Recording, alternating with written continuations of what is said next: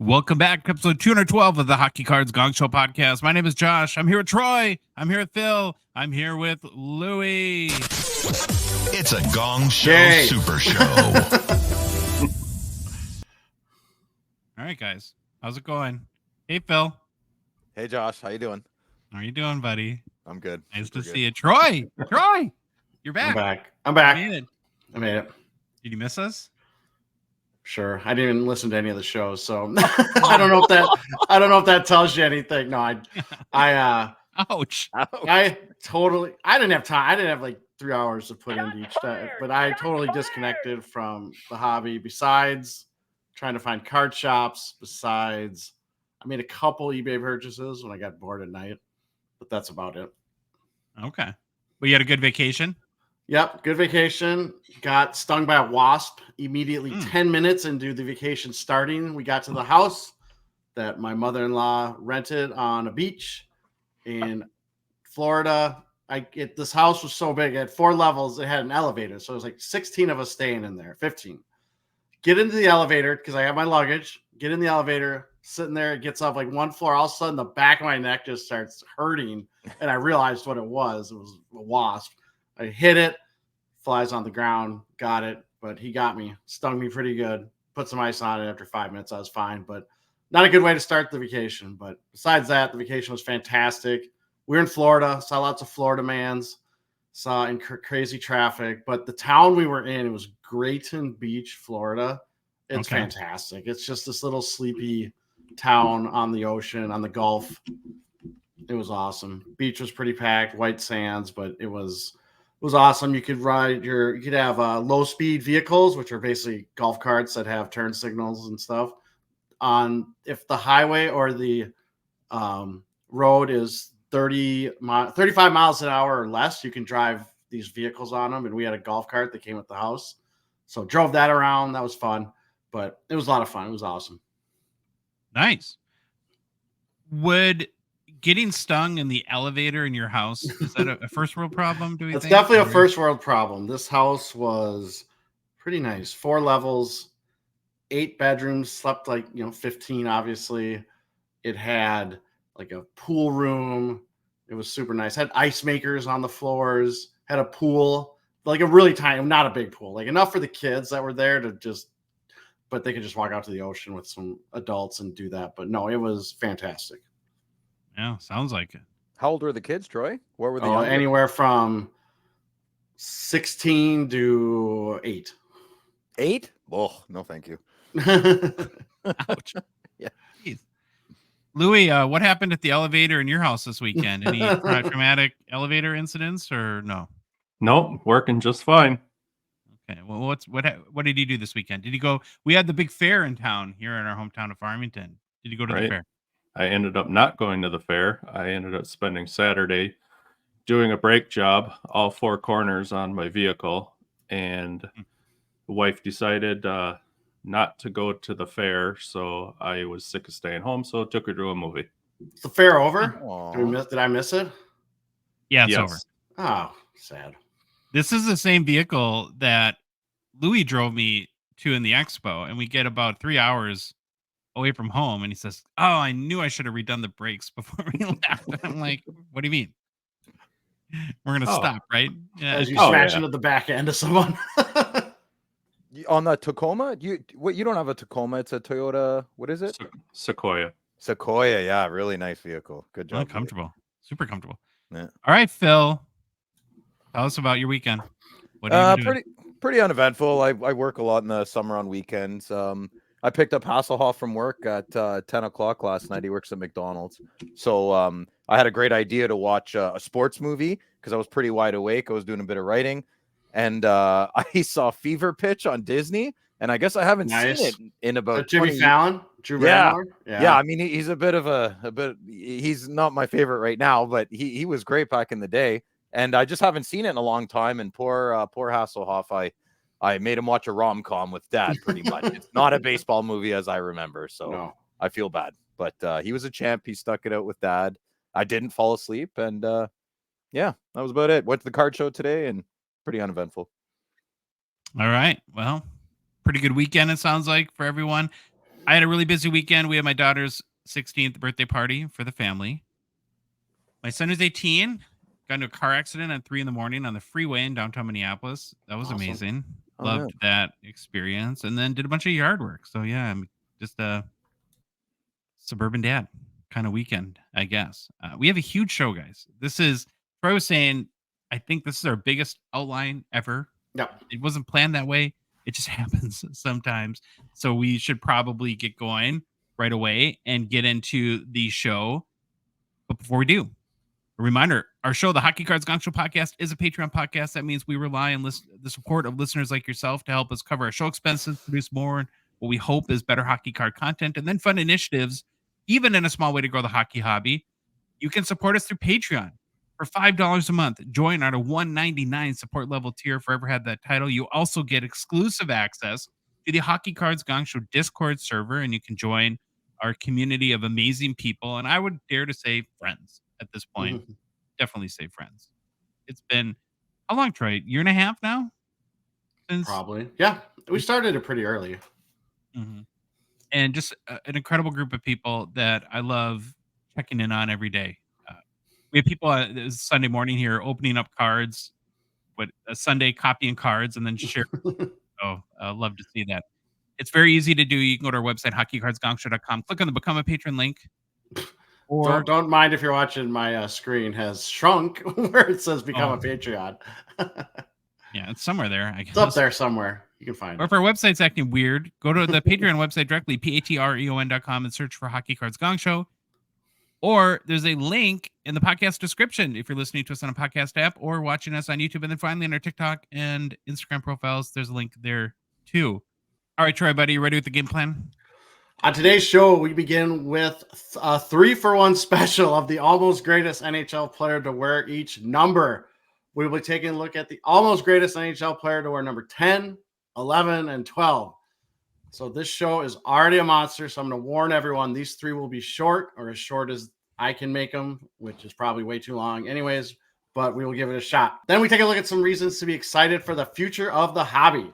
Next, it's off to hobby news, followed by a segment on the hobby Mount Rushmore of Montreal Canadiens.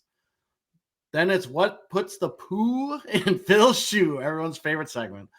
Then it's off to new product releases, followed by another monster Gongshow mailbag. And we end the show with any personal pickups. Previously, we looked at the greatest NHL player that wore the number that matched our episode number. We ran through all the numbers, so we are now looking at the almost greatest NHL player to wear each number from the runners-up in the Hockey Writers' Greatest NHL Player to Wear Each Number article. The almost greatest NHL player to wear number 10, per the nominees in the Hockey Writers' Greatest NHL Player to Wear Each Number article, and selected by me, is this guy, Ron Francis. First of all, fantastic picture. I can't get over the whale on the shoulder. And please tell me that's been in a patch in a card, because that would be awesome if someone had that. That would be the greatest patch of all time. It might be the greatest patch of all time. The other runners up at number 10 were Pavel Bure and George Armstrong. As a reminder, the greatest to wear number 10 was Guy Lafleur. Now, I'm going to be honest. I know a lot of people are probably going to give me hate mail and want me to choose, or are going to say I should have chose Bure as the almost greatest to wear number 10. I get it. Maybe I don't disagree, but I decided to select Francis partly because he had 1,000 more points than Bure in his career. Plus, I mean, Bure was definitely a better pure goal scorer, and I kind of was sitting there thinking maybe Francis defaults to this by length of his career. I don't know, but we don't talk about Ron Francis enough. So I figured, hey, I might as well throw him in here, throw him a bone. He played 23 seasons. I'm going to give him some love. So that's my reasoning on this one. Well, I love Bure too, but I don't think it's even close. I think Francis by far. Don't you, Phil? Yeah, that's what I was going to say. Good job, Troy. But please send their hate mail to Troy. Send me hate mail anyways. It feeds me. It feeds my energy. Make Troy cry. Yeah, no kidding. All right, Ron Francis, center from Sault Ste. Marie, Ontario. Francis was selected 4th overall in the 1981 NHL entry draft. Francis played in 1,731 regular season NHL games over a 23-season NHL career. Francis played a total of 16 seasons with the Hartford Whalers / Carolina Hurricanes organization. He also played 7+ seasons with the Pittsburgh Penguins. And let's not forget, he played 12 games with the Toronto Maple Leafs during his final NHL season of 2003-04. Not a lot of people remember that. I know I didn't, but he did. He was a Maple Leaf for a little bit at the end. For his awards and accomplishments, Hall of Famer, 2-time Cup winner in 91 and 92 with Pittsburgh, 1-time Selke, 3-time Lady Byng, 1-time Clancy, 4-time NHL All-Star Game participant, named to the NHL's top 100 players to ever play the game in 2017, and his number 10 is retired by Carolina in June of 2006. For his stats, 549 goals, which is 31st all-time, 1,249 assists, which is second all-time, 1,798 points, which is 5th all-time. Boy, you think you want to get to 1,800. That would drive me nuts. I would just sit there and stare at my stat line. Yeah. You know what I'm like is stuck in my mind for the last minute or so, Troy? Yeah. So if he finished his career in 2003, 2004, that means he played at the same time Flower did. And Flower is still playing. That's wild to think that. Yeah. I see what you're saying. All right. Francis made the playoffs in 17 of his 23 NHL seasons. He compiled 46 goals, 97 assists for 143 points in 17 NHL playoff games played. All right, there he is. If I'm going to find my pictures here. Best regular season of Francis's career from a point standpoint was his 95-96 season, where Francis had 27 goals, 92 assists for 119 points in 77 games with the Pittsburgh Penguins. After retiring as a player, Francis became the director of hockey operations for the Carolina Hurricanes in June of 2011. He was then named general manager of Carolina in 2014. And in March of 2018, he was named president of hockey operations by the Hurricanes. However, his contract was suddenly terminated by Carolina in April of 2018. So he was named president for a month and then they got rid of him. I couldn't find like really what happened or what was going on, but maybe I didn't dig hard enough. But he went on to become the general manager of the Seattle Kraken in 2019. He is currently the general manager and executive vice president of the Kraken. All right, for his fun, interesting facts. Nickname, Ronnie Franchise and Captain Class. I've never heard of that one. Captain Class. Yeah, that was in his NHL.com bio. Like, just high class, a lot of high class, hockey IQ. Mm-hmm. Francis had 110 assists on goals by Jaromir Jagr. Thought that was interesting. Scored 44 points in 45 playoff games during back-to-back Stanley Cup wins in 91 and 92 with Pittsburgh. I think a lot of people forget how like good he was. And I think if I remember right, and this might be me misremembering something, but didn't Lemieux get injured in one of those and Francis like picked up the load and it was like everyone's darling, but he did like Jagr loved him. That's like every interview you read from Jagr loved Ron Francis. Made him look better, he said. It wasn't 91 because that's when. No, that's when the North Stars. Yeah. Ron Francis was the first player to win the Lady Byng and the Selke in the same season, which was 1995. So yeah, good for him. Finally, he's the first ice hockey player inducted into the North Carolina Sports Hall of Fame. The more you know. Did not know that one. All right, his rookie card. Here it is. We've seen it. I know we've talked about it a couple times. Hold on. There you go if you're watching on YouTube. 1982 OPC number 123. Ron Francis. PSA 10 pop is 48. Gem rate at 2.5%. Last sale of this card I could find was on July 7th of this year via eBay, verified in Terapeak for $2,150 US. So 5th points all time, 2nd assist all time. And you can get them for $2,000 for a PSA 10. Pop 48. Yeah, where a rando Bedard sticker auto is 4,000. It's like, yeah, $10,000. No, not 10. That's a little too much. But all right, that's number 10. As you can see, I cut out all the parts where I talk about how they were a player. That's where I'm trying to save time. Well, we all know they played a 200-foot game. They had a high hockey IQ. High hockey IQ. Yep, all that fun stuff. We got it. So, okay, on to number 11. Okay, the almost greatest NHL player to wear number 11. for the nominees in the Hockey Cards Greatest NHL Player to Wage Number article, and selected by me is one of my favorite names to say, Gilbert Perreault. I'm sure Phil's cringing right now. Not impressed. Wait. Okay, what is it? Because I thought that's kind of how you say it. No, he's mad that I didn't pick his Senator guy, I think. No, Troy said it. Gilbert. Yeah, no, you said it fine, but I'm upset that you didn't pick my boy Alfie. Yeah.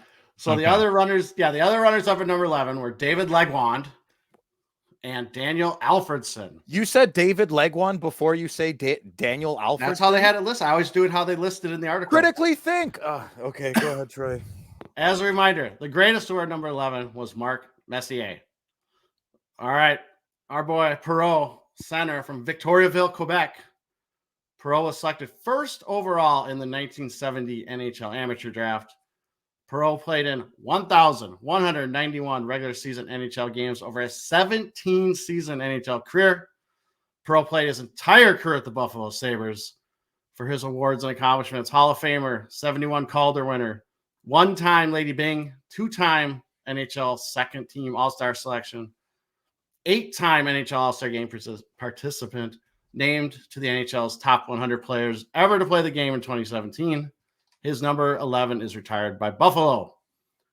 For his career, 512 goals, 43rd all-time, 814 assists, 29th all-time, 1,326 points, which is 35th all-time. Perreault made the playoffs in 11 of his 17 NHL seasons, compiling 33 goals, 70 assists for 103 points in 90 NHL playoff games played. Best regular season, not Francis's career, Perreault's career, from a point standpoint was a 75-76 season where he had 44 goals, 69 assists for 113 points in 80 games played with Buffalo. If you're watching on YouTube, this is a fantastic photo you found, Troy. Yeah, I love this, like the little tape job on the stick. It's a big Victoriaville stick, big wood lumber log that they drug around. But yeah, it's a great picture. All right, Perreault has remained active in the game, coaching junior teams in the Quebec Major Junior Hockey League. In addition, he also plays on occasion with the Buffalo Sabres alumni hockey team for charity events. For his fun, interesting facts, first and only player in Sabres history to wear number 11. Now, this is crazy. Why did he wear 11? Here we go. Story time from Wikipedia. Okay. In 1970, the two new franchises awarded in the NHL were the Buffalo Sabres and the Vancouver Canucks. It was a foregone conclusion that Perreault would be the first selection in the 70 NHL entry draft. The two teams took part in a roulette wheel spin to determine who would get the first pick. Ultimately, the Canucks were allocated numbers 2 through 6 on the wheel, while the Sabres had 8 through 12. The number 7 was neutral, meaning the pointer landing on it would have required a respin. When league president Clarence Campbell spun the wheel, he initially thought the pointer landed on 1. In reality, the wheel had no number 1 spot. This is nuts. And started to congratulate the Vancouver delegation. However, Sabres coach and general manager Punch Imlach asked Campbell to check again. As it turned out, the pointer was on 11. Imlach had chosen 8 through 12 for the roulette wheel spin because it included 11, which was his favorite number. This was the first year that the Montreal Canadiens did not have a priority right to draft, and I can't, is it Quebecois? Quebecian, I say Quebecians, how about that? Junior players.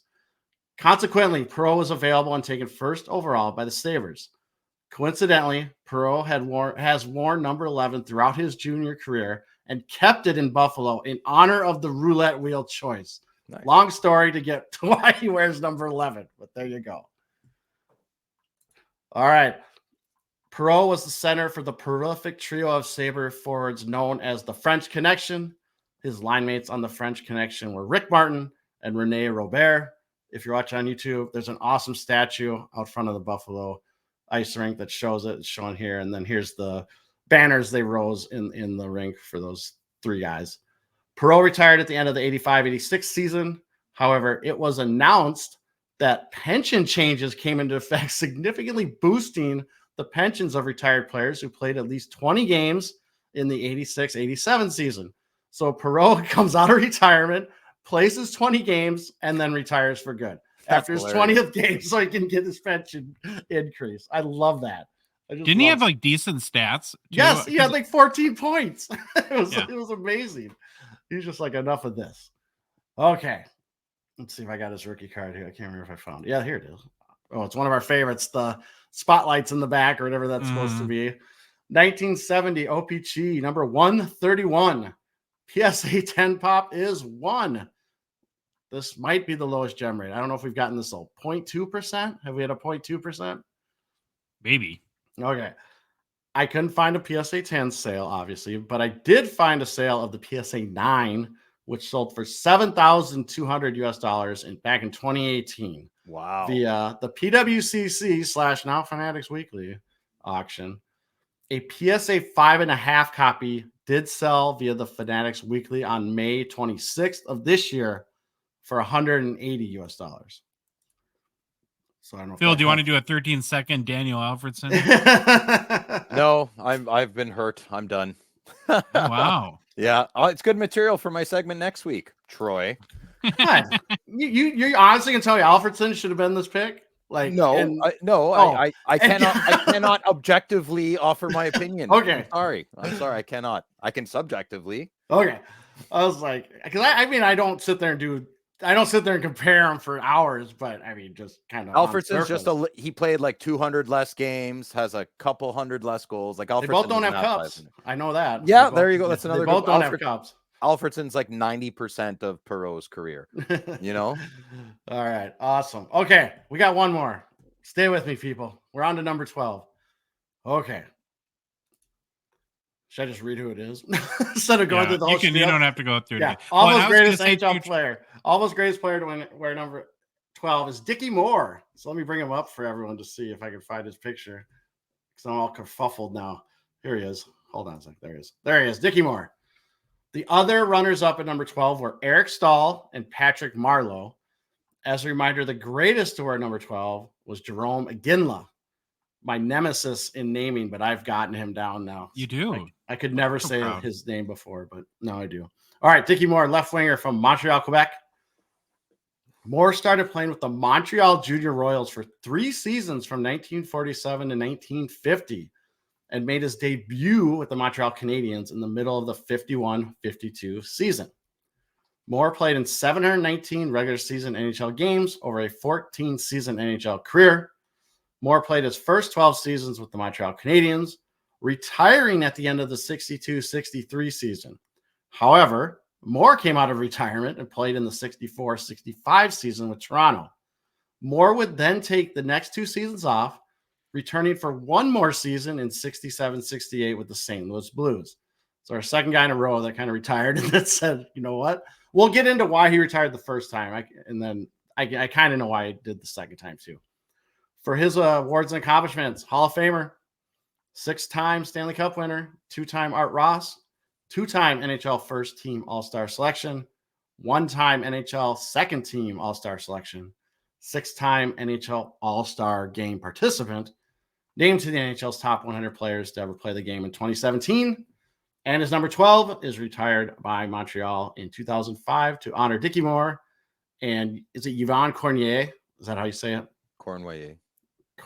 What? That doesn't even look like anywhere near what it's spelled. Yvon Cornway. That's what I've always said. I could be wrong too. I could be totally wrong. We trust you over me. Yeah. Okay. Dickie Moore, 261 goals, 346 assists for 607 points.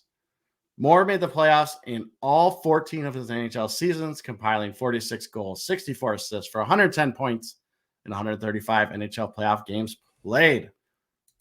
Best regular season of Moore's career from a point standpoint was his 1958-59 season, where Moore had 41 goals, 55 assists for 96 points in 70 games played with Montreal. Following his retirement from hockey, Moore became a successful businessman operating an equipment and tools rental business for construction in Montreal, Ottawa, and Toronto. He also owned 3 Dairy Queen franchises based in Minnesota. Unfortunately, Dickie Moore passed away on December 19th, 2015. All right. Fun, interesting facts about our boy. Full name, Richard Winston Moore. Nicknames, Digger and Digging Dickie. Don't laugh. That's his nicknames. Louis, stop I'm sure- laughing. Louis, it's a family show, buddy. I can I'm see you back sure- there. There's a few we Wouldn't probably you- can't say. Yeah.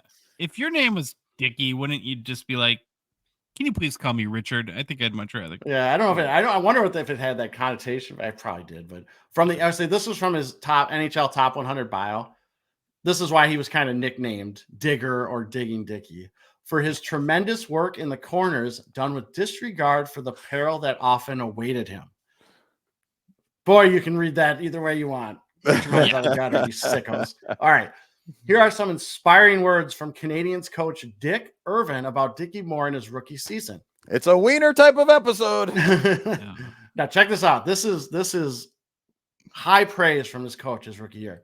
He can't skate much, and I don't know whether he can handle the puck, but I do know he's a competitor. It's like, thanks. That's I horrible. thanks for that, coach. But no. All right, so here we go. Why are there gaps in his career?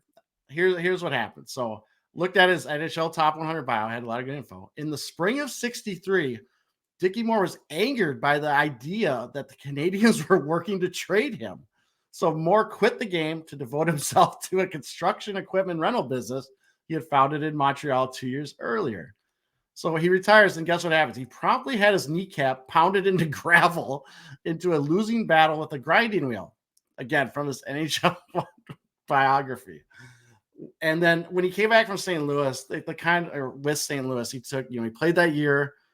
Was it Toronto? I think. And then they took another 2-year gap. It was like he just was too competitive. He couldn't sit out anymore. Tried to give it another go, and then finally retired at the end of that. But Moore, now listen to this. This guy, he might be up there for most injuries in the career. Here's a list of his injuries, and this goes back as a kid. Broke his leg when he was hit by a car. Also had an accident where he shattered his other leg, and he almost lost his lip due to a dog bite. As a player, broke his collarbone twice, shredded the cartilage in both knees and shoulders, broke his wrist. However, he played with his broken wrist during the 57-58 season and won the scoring title wearing a cast that ran from his knuckles to his elbows. So all these current players that sit out, you guys are wimps compared to Dickie Moore. After his first retirement, Moore shattered his kneecap from the grinding wheel accident. And then after coming back from his first retirement, while he's playing, he shattered his tailbone. And in later years, involved in a car accident where he was critically injured with broken ribs, spinal and neck injuries, internal bleeding, and a damaged knee. So this guy literally had everything break or something on him. But he was a competitor, according to his first coach, his rookie coach with Montreal. So good for him. Great player. He's our almost greatest. We're number 12. What do you think it was like for him when he, like towards the end there, got out of bed in the morning? Oh, he probably just cracks and just that would not be fun. All right, his rookie card, 52 Parkhurst, number 10, Dickie Moore. Uncorrected error card, Josh. Ooh. First name printed on the back as James. That is not his first name, but hello, Richard. We're used to these uncorrected error cards. There are no PSA 10s of this card, but there are 2 PSA 9s. Total graded copies by PSA is 215, with the most graded copies being a PSA 6, which has 35 graded copies. PSA 4.5 copies sold via Golden on June 8th of this year for $183 US. A PSA 8 copy sold via the Fanatics Weekly on November 12th of last year for $2,760 US. There we go. That's it. That's all of them. 10, 11, 12. I'm exhausted. I would have thought Bondra maybe instead of Dickie Moore. He was 12, eh? Maybe. I don't know. Bondra wasn't even on the list. I'd have to look him up. Oh, really? Yeah, it was surprising. Eric Stahl and Patrick Marleau. See, and Marleau, I'm like contradicting myself kind of because Marlowe's one of those guys that played like 24 years. Yeah, he's like a Ron Francis 1600. Yeah, he's kind of the but whatever. I guess my segment, I can pick what I want. I don't know. All I can say is thank God you went on vacation during these low numbers and not during like numbers in the 60s where it would have been 3 guys. It would have been painful for all those. Yeah. The next guy played 7 games Yeah. over 14 seasons. Okay. Well, there you go, Troy. See, we don't ease you back into it, man. You got to come right back, full go. What are we doing after the almost? Are we doing like the crappiest people? Well, someone did want that. Someone wanted us to do the worst player to wear each number. I think we should. We should. Oh man! Never in the history of anything else in life has there been more suggestions, but Troy keeps us very close to the vest. He doesn't let any. Because I have no clue what we're doing next. Yeah, that actually involves planning. You think we planned this show? Oh, there's lots of planning. We went over that. Bondra definitely could have been. I wish he was on the list because he's definitely some. I mean, he had no individual awards or hardware. Peter. I think there's no E at the. Isn't it P-E-T-R? Peter Bondra. Peter. See, I thought it was, but Hockey Reference shows it as Peter, like P-E-T-E-R. I thought you said they're not. Peter Bondra's not on the hockey thing. I'm on Hockey Reference.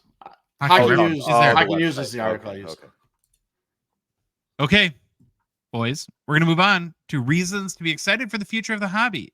On our last episode that Troy didn't listen to, we spent a long time talking about what we think were the biggest threats to the hockey hobby. You like my picture there, Phil? No, I don't. It's for a hair plugs commercial, maybe. I thought it's very avant-garde, but okay. I don't know what that means. I don't either. Je ne sais quoi.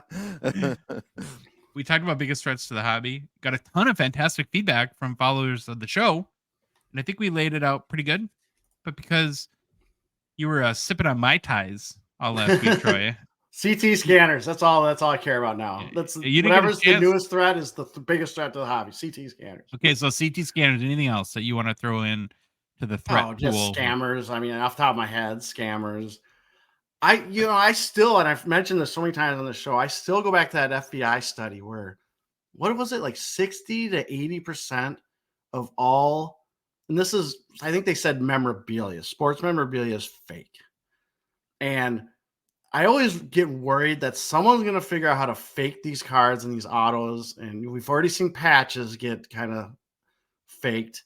That really worries me. Someone's going to figure it out and no one's going to figure it out until way too late. And all this fake stuff's out there. Maybe that's already out there. I don't know. That's one of the things that I think about with threats. The more time that goes on, the more provenance I feel like I need to be comfortable. Yeah. And to your point, that might not even, that's not a perfect protection either. Things can still be fake, but yeah. But it's like you can't live in a bubble, right? I mean, the way I'm talking right there, it's like I would have to pull everything that I get that's a big card, which won't happen. I don't have that much money. Okay, well, enough skies falling, Troy. Making Louis scared. You can see him shivering, shaking there in the background. We want to look at the flip side, though, and think about today, because we want to be balanced as a show. Look at some reasons to be optimistic about the future of the hockey hobby. One of the things that I had in the back of my mind laying this out is how much harder it is to be optimistic at times. Like things can like rattle off, on the negative side. It's just weird how our brains. It's easier. It's always easier the negative stuff, right? It's always easier to write a negative review than a positive review. Like it's just that's how it is. Have you noticed that too, Phil? Yeah, if you look at it on an evolutionary scale, is that the wind blowing in the grass or is that a predator in the grass? Either way, I'm not taking my chances. That's a negative situation. I'm running. So I look at it from more of a evolutionary standpoint. That's why it's easier to be negative because it's for our survival. But we're okay now. We're in the comforts of our own home. Or did a rhino fart? Yeah, that too. Okay. Well, I'm going to be the guinea pig. I'm going to start on the optimistic. And because it's hard, we all know it's hard to be optimistic. Our goal, our challenge was to come up with 2 reasons to be optimistic about the future of the hobby. The first one's very easy for me. We lean on this a lot. It's the people. Cards are amazing. Love them. But I think what keeps you really engaged in the hobby are the relationships and friendships that you can make. And despite all the complaints we have lots. It's easy to complain, like we said. It's just tough not to appreciate again the connection that the cards and the players and the teams make to the hobby. But none of that, I think, is as rewarding or just as fun without the people. I've gone to the expo. I think it was the second time we went, and I literally did not get a single card the entire week, and I had the most amazing time. Mhm. And to me, I think that was a big eye opener, just really what the hobby is about and how much more putting ourselves out there. Like Troy, we've talked a lot about it's not natural for either of us to, we would have never turned the camera on social media and done like one of the amazing reels that you do, Phil, that I don't even know if I could still do that today. And so it was hard at first to put ourselves out here for the show, but I'm so glad we did. And that keeps us in there. And I think despite any of the factors, what Upper Deck does or what Fanatics does or doesn't do, I think I'll still have fun enjoying the hobby just because the people first. And then the second one that I came up with was I just feel right now, and I don't know, maybe this is recency bias, but the talent feels so strong in the NHL. You've got these 3 levels, in my opinion. The old guard that are still kicking and playing well. OV and Crosby, right, would best represent that. Then you've got these guys at the height of their prime. You got Matthews and McDavid and people of that ilk, and then a whole crop of really exciting young players and that are showing their personalities more. I think getting fans more involved. You've got Bedard, of course, Jack Hughes. I feel the game is in a strong place, and to me, that's going to keep people interested in both watching hockey and I think participating in the hobby as well. Those are my I was gonna say you're dead on with the NHL talent, and plus every year the science and the training and everything improves, and these kids are they're just better. I mean, I know you can't really argue generations or whatever, but the talent and these kids coming out at 18, they're so far beyond what 18-year-olds used to be because of all the training and the science behind it and everything. The game has never been faster. If you watch an NHL game in person, it is amazing how fast everyone is. It's just not a couple guys. It's all of them. They're all flying around. So you're definitely dead on. I agree 100% with the talent. There's even good players on Phil's team. Careful. Well, if you can pull them away from the gambling sites, I'm just kidding. All right, Troy, why don't you chime in with why you are optimistic? All right, I was gonna do the shots fired, but then our soundboard's not working, so I don't know what to do. I feel robbed. I actually did it. Did you? Maybe it showed up. We'll see. All right. So my first one, I was thinking about the future of the hobby, and I said innovation. That's one thing that stuck out to me, and this might be hard for me to explain, but I'm gonna go with it a little bit. And I think some of this innovation part is due to what Fanatics kind of stuff they've done. And I'm kind of hoping it trickles down into the hockey hobby. And I think of stuff like debut patches. I saw they're putting the holograms now, which is something we've kind of said. They're putting holograms on the baseball cards that have a code.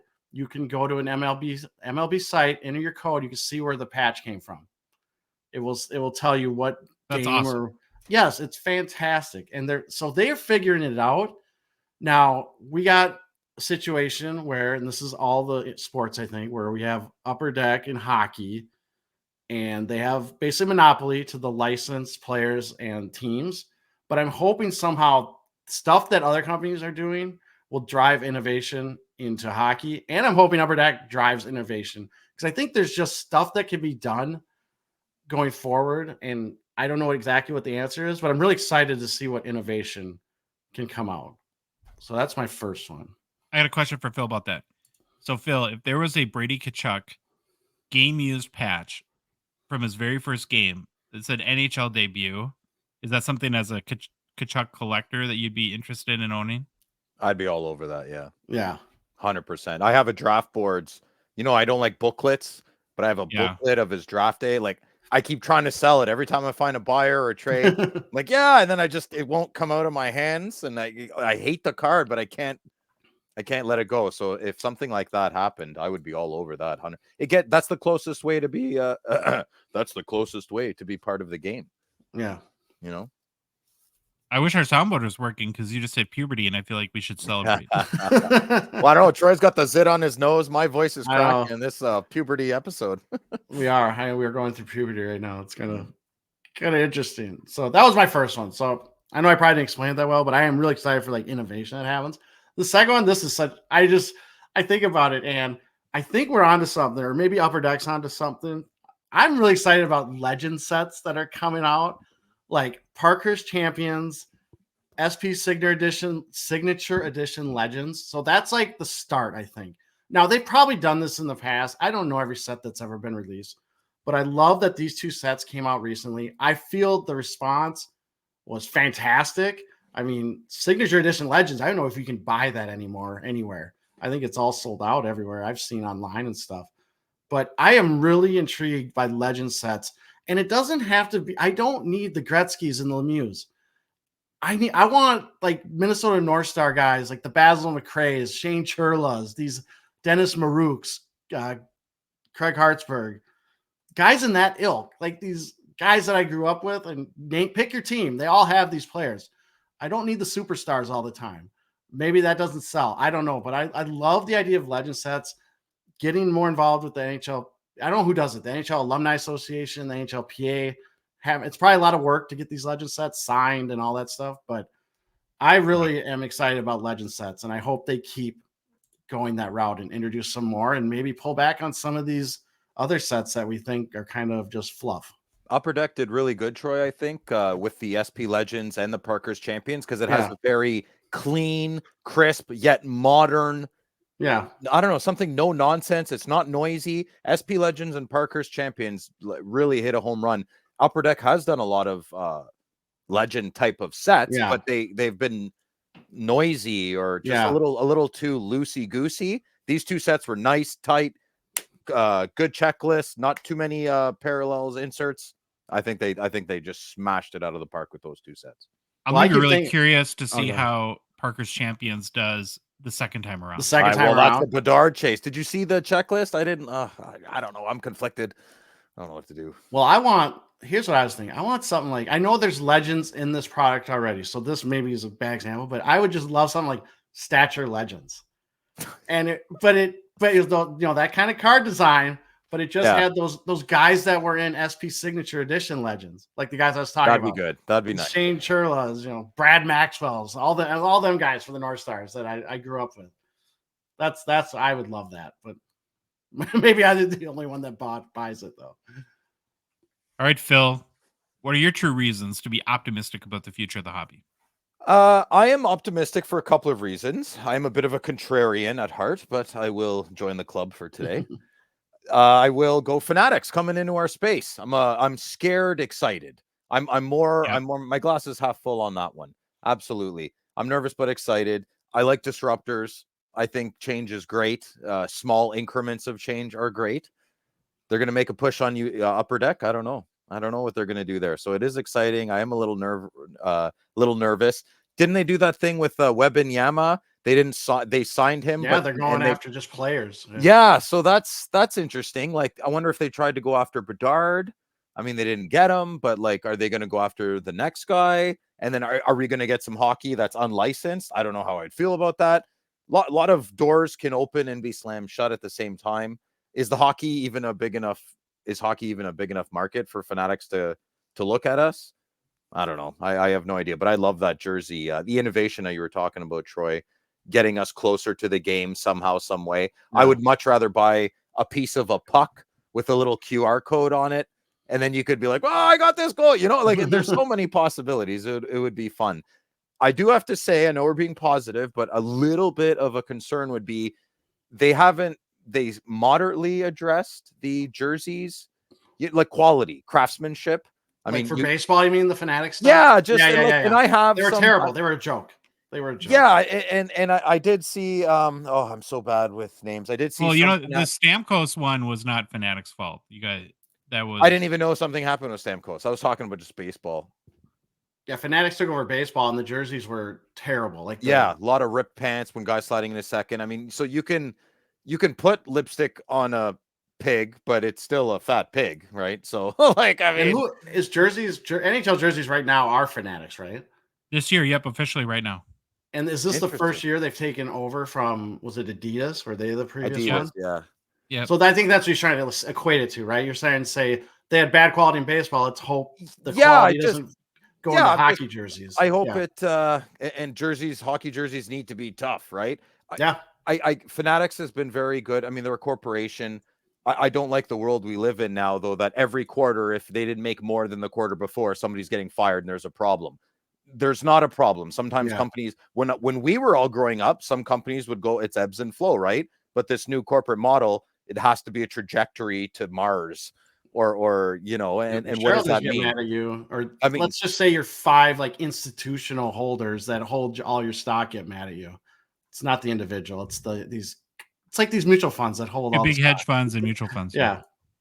So I would love that. I would love that to go well with the jerseys and just innovation. I agree with you, Troy. I'm bringing Fanatics. I'm really excited, but scared excited. Yeah. And then my second reason to be optimistic about the future of the hobby is I really feel like my Ottawa Senators are on a trajectory upwards, and that will make my hobby a greater experience. So I'm using the Ottawa Senators as a personal example. You boys are Minnesota Wild fans. Well, maybe that's a bad example. You guys don't have a lot to be excited about. So, okay, so I'll just stick with my Ottawa Senators. I'm really excited for the hobby coming up, and personal experience is why I'm excited. Well, they've had the interview with Brady Tkachuk, right? That just came out, and he's just like, "I am winning a cup here. I'm staying here. I'm winning a cup. That's why I'm here." Boys, mark my words. I know I'm biased, but it's going to be good. Things are gonna happen. Good. So you're not on to the Rangers by the trade deadline? No, I don't think so. Troy? No, I live so close to Canadian Tire Center. I would make the newspaper. Do we even have newspapers anymore? If Brady got traded, I probably wouldn't be on the next few podcasts. Yeah. We're gonna do a remote to Phil from Canadian. Yeah. Collect call. Yeah. Are the jails in the mountains there just like the police? I only know medium security, so that's 2 years minus a day, and they're more liberated with the phone calls. All right, that's a different podcast. Okay. Well, one thing I do want to mention about Fanatics is I think to some degree they have already had a positive effect, I think, competitively on Upper Deck. It's not direct competition, but it's indirect competition. We sometimes, I think, silo these sports too much. Not every hockey collector only collects hockey. So to some degree, people are choosing, do I buy a box of basketball cards or football cards or hockey cards? And Upper Deck has to know this, and they have to understand that Fanatics bringing all this innovation, they have brought a ton of innovation in a very short amount of time to the hobby, that they got to up their game a little bit too. Okay, we got feedback from show followers. Asked the same question on social media, Instagram, and holy moly, you guys are beasts. People have been. It's crazy how much feedback we've been. We're getting a mailbag. That's another mind-blowing thing right now too. But thank you everyone for chiming in and adding to the conversation. First of all, and I'm just going to roll through. I mean, there's so much of it. I'm going to roll through pretty quickly. So here's what you guys said. People will finally see the interest in hockey. So somebody's assuming that the game's going to continue to grow. The search for cool and unique cards never gets old. That keeps people positive. Bedard rookie season being over. Ooh. Card prices returning to some some level of normalcy. Another kind of anti-Bedard, 2023 Bedard products being over with. Are we like in a Bedard backlash? Is that starting right now, or no? Well, wait till the cup comes out and it's like, then everyone's going to be all mad. But there is a flip side, because someone says part of the reason to be optimistic about our hobby is Connor Bedard himself, right? Yeah. Might help grow the game and the hobby. Some other feedback, more people hearing about the hobby because of Bedard. There we go. Once all the big money starts leaving, the collectors will flourish. So, I don't know about that. I think there will always be a balance there. Someone else said the people you meet, always the best part. These next few are kind of people themed. All the friends and memories you'll make along the way. When you find the right group of friends, it's amazing. No negativity can break the group. And someone else said, I'm excited to become the old guy who overprices everything and mean mugs everyone. Was that you, Phil? Did you write that? No. Old man yells at clouds. Another person said, hobby will never die. Curious what the future holds. All the great content coming out. It's not Fanatics, ... yet. So I don't know if that's a good thing or bad thing. If somebody Yeah. thinking that it's good now because Fanatics doesn't come, or Fanatics will come and make it better. Little unclear there. The next one cracks me up. Nothing. SPX destroyed my faith. Okay. Nothing. No ROI for overpriced product that has no quality assurance. So there's your ray of sunshine. You like the negativity, Phil. There you go. That feeds right there. Yeah, that one. I that's almost interesting because it's like that. I don't know if ROI is the game. I just cards aren't it, man. It's cards are the last thing. It's the worst asset thing. Oh my goodness. Singles. Maybe he's talking about, or because it sounds like this is talking about cases, right? Or boxes. For boxes, I put no judgment in when I say next because we were there, and I sort of believe that we've evolved and gotten. Yeah. Jeremy Lee uses the word savvier. There is no ROI to opening boxes of hockey cards. No. Yes. So stop. Correct. You may hit a lottery ticket and hit a big card and make a little bit of money on one box, but if you open on a routine basis, you'll never be positive over the long term. I don't even think Upper Deck sells that. They don't. No. Right? And you shouldn't have that expectation. It's like you mentioned, Phil, going to the casino. If you go to the casino expecting to win every time, you're going to be very disappointed. It's a cost of entertainment. That's how you have to look at box ripping. Cost of entertainment. 100% agree. Okay, Canadian team. Oh, sorry, skipped one. So, because the years go by, my boys ages 6 and 1 will be getting into the hobby with their dad. That is so cute. Very cute. Canadian team winning the cup. Are you laughing? No, I'm rejoicing. Phil. It's gonna happen. Phil. Ottawa's going to bring them out of the doldrums. Watching what was modern cards I started collecting in 0506 becoming almost vintage. Yeah. Getting old. It's awesome. Someone said graduating college and having funds to buy some higher end Barzal finally. Well, my advice to you is don't get married and have kids because you will dream of how wealthy you were at this point. Or do get married, have a significant other, then you're a dink, right? Dual income, no kids. And those people live celebrity lives. Like they have all this money, don't have to spend it on kids. Go have fun, buy cards. All their friends secretly hate them though. Yeah, all their friends hate them. Yeah. Or remember the adage, it's just as easy to fall in love with a rich girl as it is a poor girl, right? There you go. Someone else says, I'm not sure since I buy older cards now. Well, still care about the future of the hobby for vintage too, I would say. Another point of feedback, the resurgence of 90s popularity, both players from that era and their card sets. Rare inserts mirroring the popular late 90s basketball. So a couple of 90s related feedback there. We had somebody say new guard of players coming in. The Sid and Ovi are on the 17th to 18th hole of their careers. So having Bedard, Celebrini, Leo, this younger crop of future stars is exciting, along with McJesus in his prime. NHL parity, how good each NHL team really is. Many great players to collect. The skill of players keeps rising. Growth of the sport. So somebody said Cole Perfetti. Is he the savior for the hobby? Do we think? I have a patch auto of him. I hope so. That'd be good. Mom Spaghetti, Cole Perfetti. There we go. New content like Parker's Champions Minis. The only one Phil doesn't like in Parker's. Not a hockey card. Here's one I love. 2324 EX 2000. Ooh, I can't wait for that. Stop it. Just stop. I like essential credentials. I just like bugging you too, though. And then, believe it or not, somebody said Phil the Loud Collector. That was my mom. That's my mom. She found out I'm on the podcast. The future of the hobby is all on you, Phil. All I'm going to say is heavy is the head that wears the crown. Oh, you want to hear? I got a good story for you. You said your mom, so that sounded so bad. Troy, please. I know where you're going because I've heard this too, Troy. I'm just going to let you say it.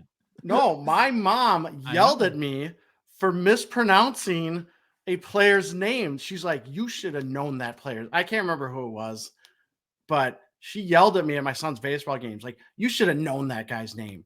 And I was like, whoa, okay. Yeah. Who gave her tickets? Take her out. So I got yelled at. I heard from your wife that your mom has gotten very critically watching our show. She looks at me at baseball because we were there too. She's like, you don't still have COVID, do you? And I'm like, no. I didn't raise no loser. Come on, Troy, pick it up. Yeah. Love you, Mom. So again, amazing feedback. Thank you for everyone. But I got to go the most positive, sunshiny, puppy dogs and ice cream person I know. Okay, Louie. Is there anything? What's up? Why are you so gosh darn excited about the future of the hobby, Louie? I don't know if I am. That was another Baba Louie That's hobby it. hot take. Reasons why. You're so edgy, bro. I figured that'd be a good answer to fit what I knew was coming next. Yeah. All right. Well, thanks, Bye Louie. bye. Josh, I want to go back when you said heavy is the head that wears the crown. I like that quote, but do you want to know a quote I've had told to me from multiple people my entire life? Okay. They look at me, they smile, and they shake their head and they say, Phil, the road to hell is paved with good intentions. I've gotten that so many times my whole life. That's a big one. All right. Yeah. Wow, we're getting very deep here. Deep and Phil, emotional on the Hockey Cards Gongshow. Well, there we go. I think there's a lot of reasons to be positive, and I'm much more optimistic than negative. So I think the hobby's in a good place overall. But we're going to move on. Got to mention Slab Sharks, Gongshow partner and sponsor. We're very thankful for their support of our show. The current Slab Sharks weekly eBay auction is live. You can head to slabsharks.com to see all the thousands of cards in this week's auction, and of course, place your bids.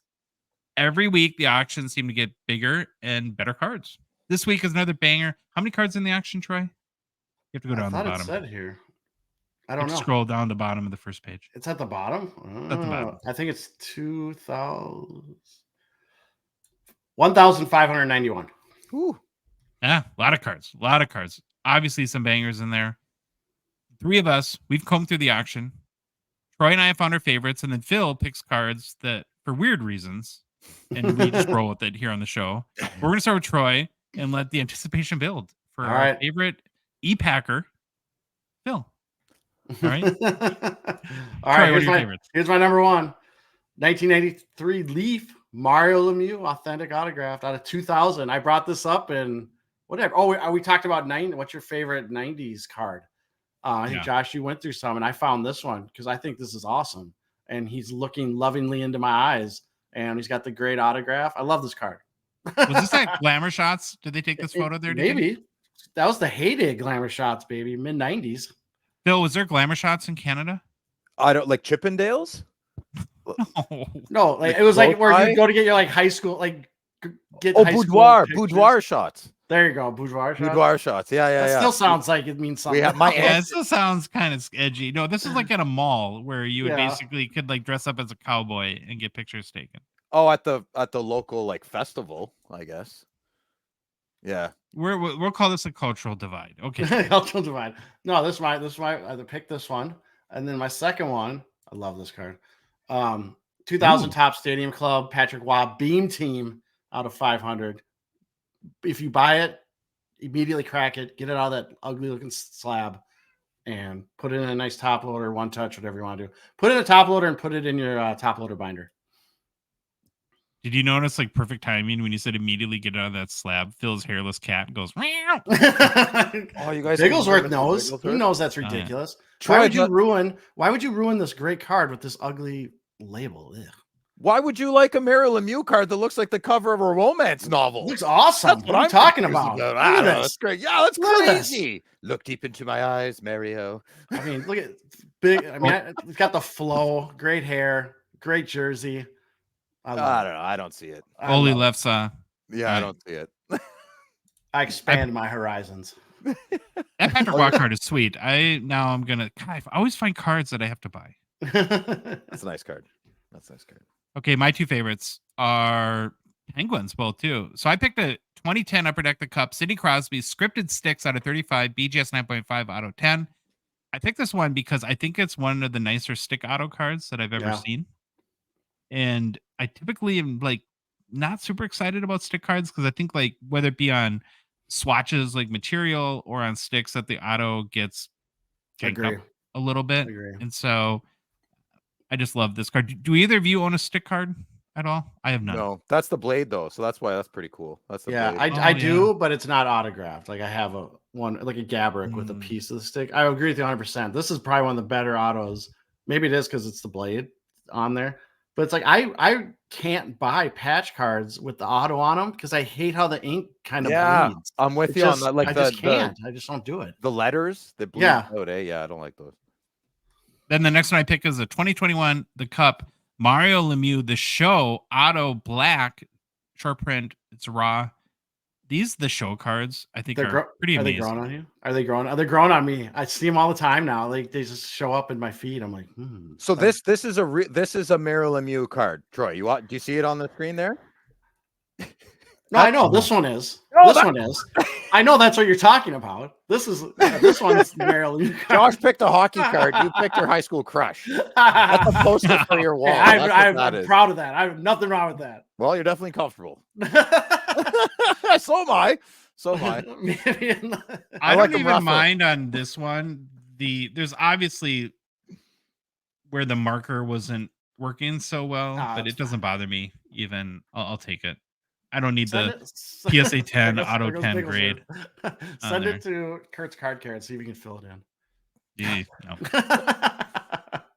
Troy, was it the show where you were gone where Phil picked like a 1992 Ken Griffey Jr. base card? No, I didn't see that. That was Yeah. the spark conversation. It was a topic awesome. point. We It have did something spark similar coming up. All We right, have load something me up similar here. to that coming up. Okay, here's Phil's picks. All right, Phil.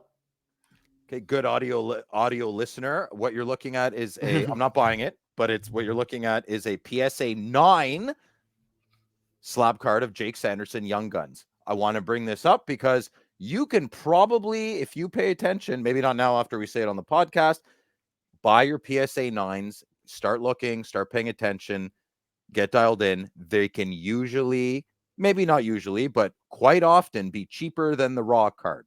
So I just wanted to bring that to attention. So my finger is not on the pulse of Jake Sanderson Young Guns at the moment. They were around $30 when I was buying them about a year ago. They're obviously a lot less now, I would assume, but this might not even hit $15. No one wants PSA 9s. So, and Jake Sanderson's going to be a stud. My Sens are going to rock it out this year. Okay, next card. Please. Wait, can I ask you something? Both Yeah. you a hobby ethics question. Okay. Where do you guys stand on it would have to be a more valuable card, but let's say there's a PSA 8 card that sells for $200 PSA 8 and sells for $300 raw. Where do you stand ethically if somebody were to buy the PSA 8 with the intention of cracking it and selling it raw and making money? Like the reverse flip. Oh. Because this is happening, believe it or not. Can you repeat that? So can you use me as a first person? So because PSA 9s and 8s have become so devalued and people are placing a premium on raw with the idea that people will pay more because of the chance it would become a 10. Oh, I didn't know so that. you can find cards that are PSA 9s or PSA 8s that are already graded that maybe even were undergraded a little bit and do like the reverse grade to flip where you buy the PSA 8, crack it and sell it for more raw and make money. Isn't that what everyone's doing already? Kind of. No, they're buying raw grading then selling. Yeah, no, I get what you're saying. So is that I don't know ethical in your mind? No.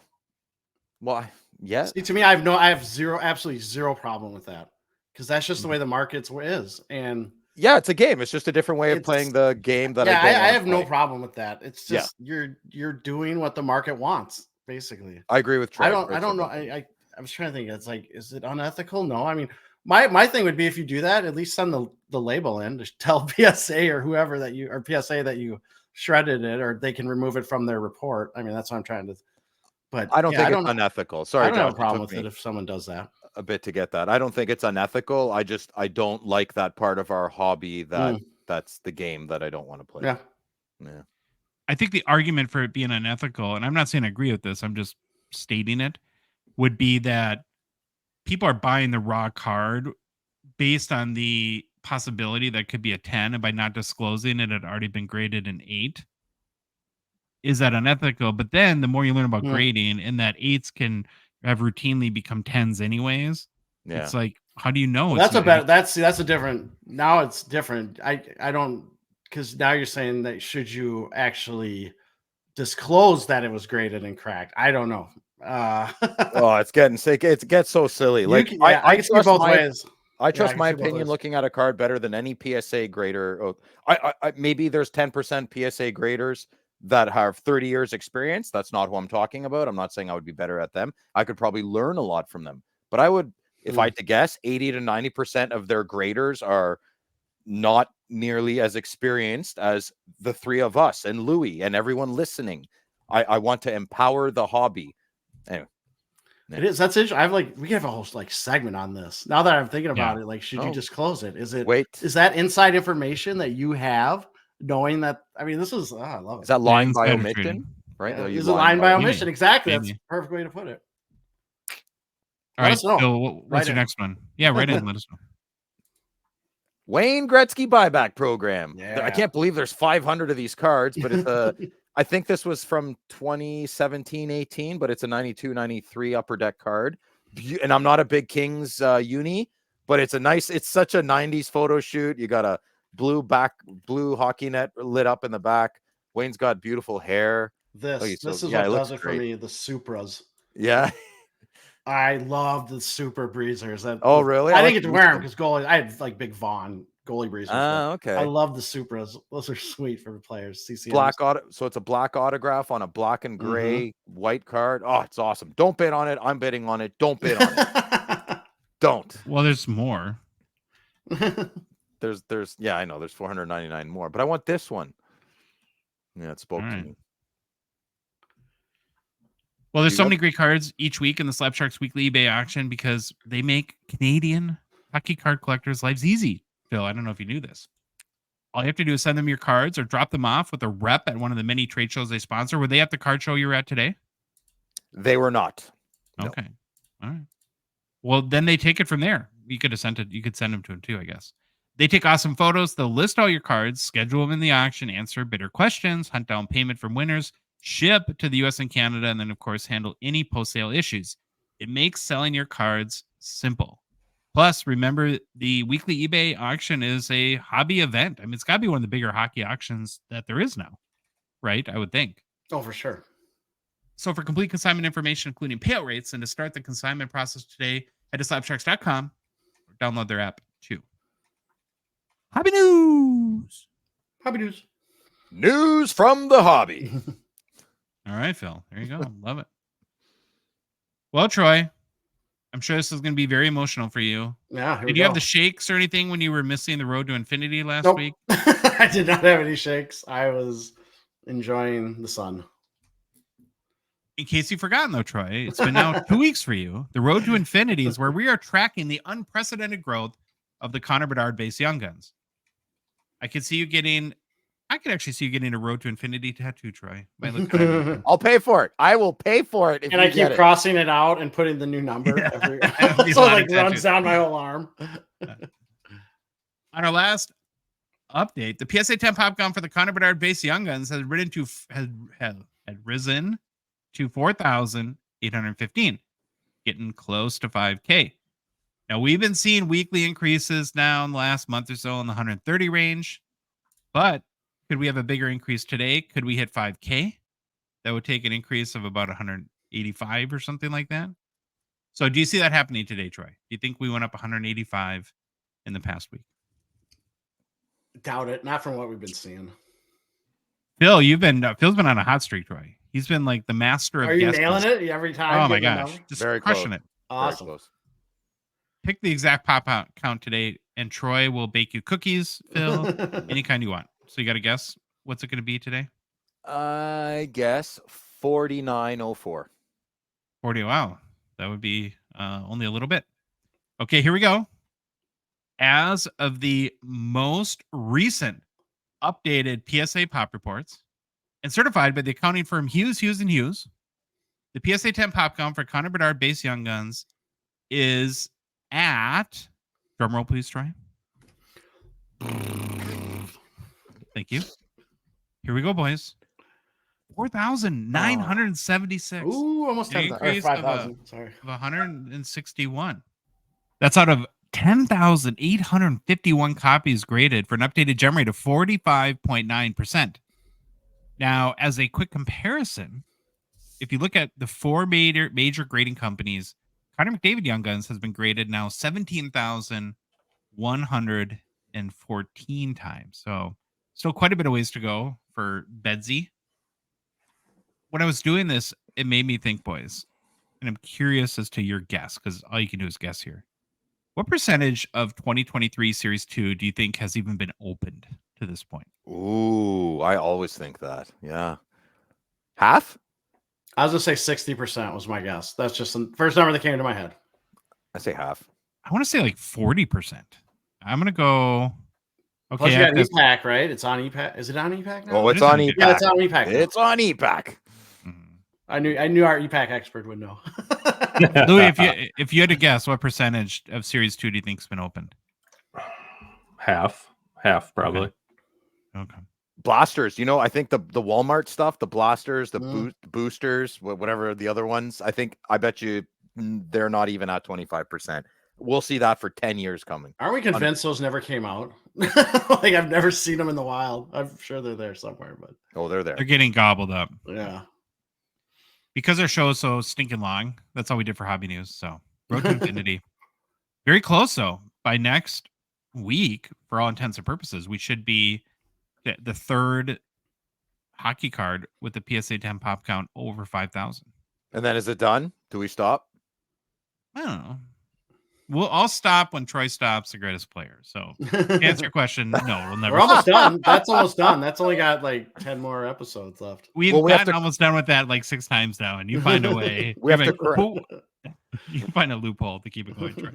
We have to correct your wrong ones, Troy. So we have to have episodes of the correct best players that wear the numbers. All right, boys, we had a fantastic suggestion.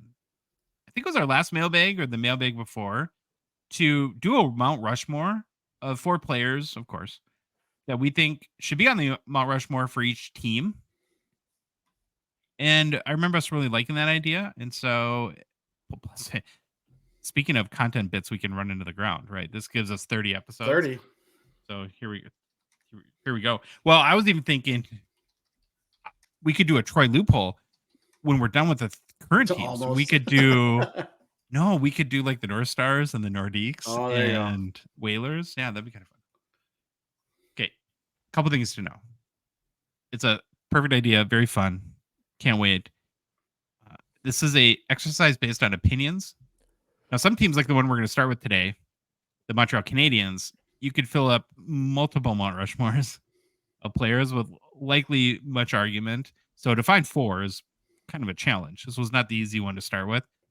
And we hope for and expect debate on all these and kind of set it up that way. Hopefully that means too many people won't rage quit our show, but we know people will, because that's human nature, I guess.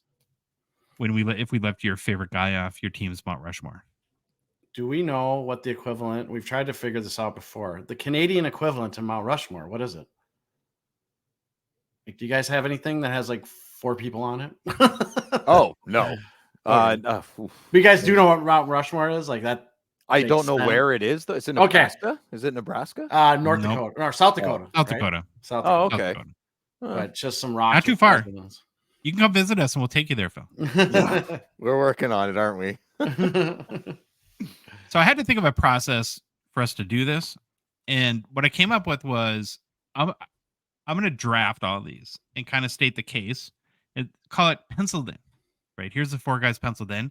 Then I'll give, where possible, alternate candidates to say, okay, here's some other guys that probably, or maybe you could make an argument from. And the whole idea is for us to come to some sort of agreement that by the end of the show, that this is the team's Mount Rushmore. These are the 4 guys, and we're going to cement them onto the mountainside.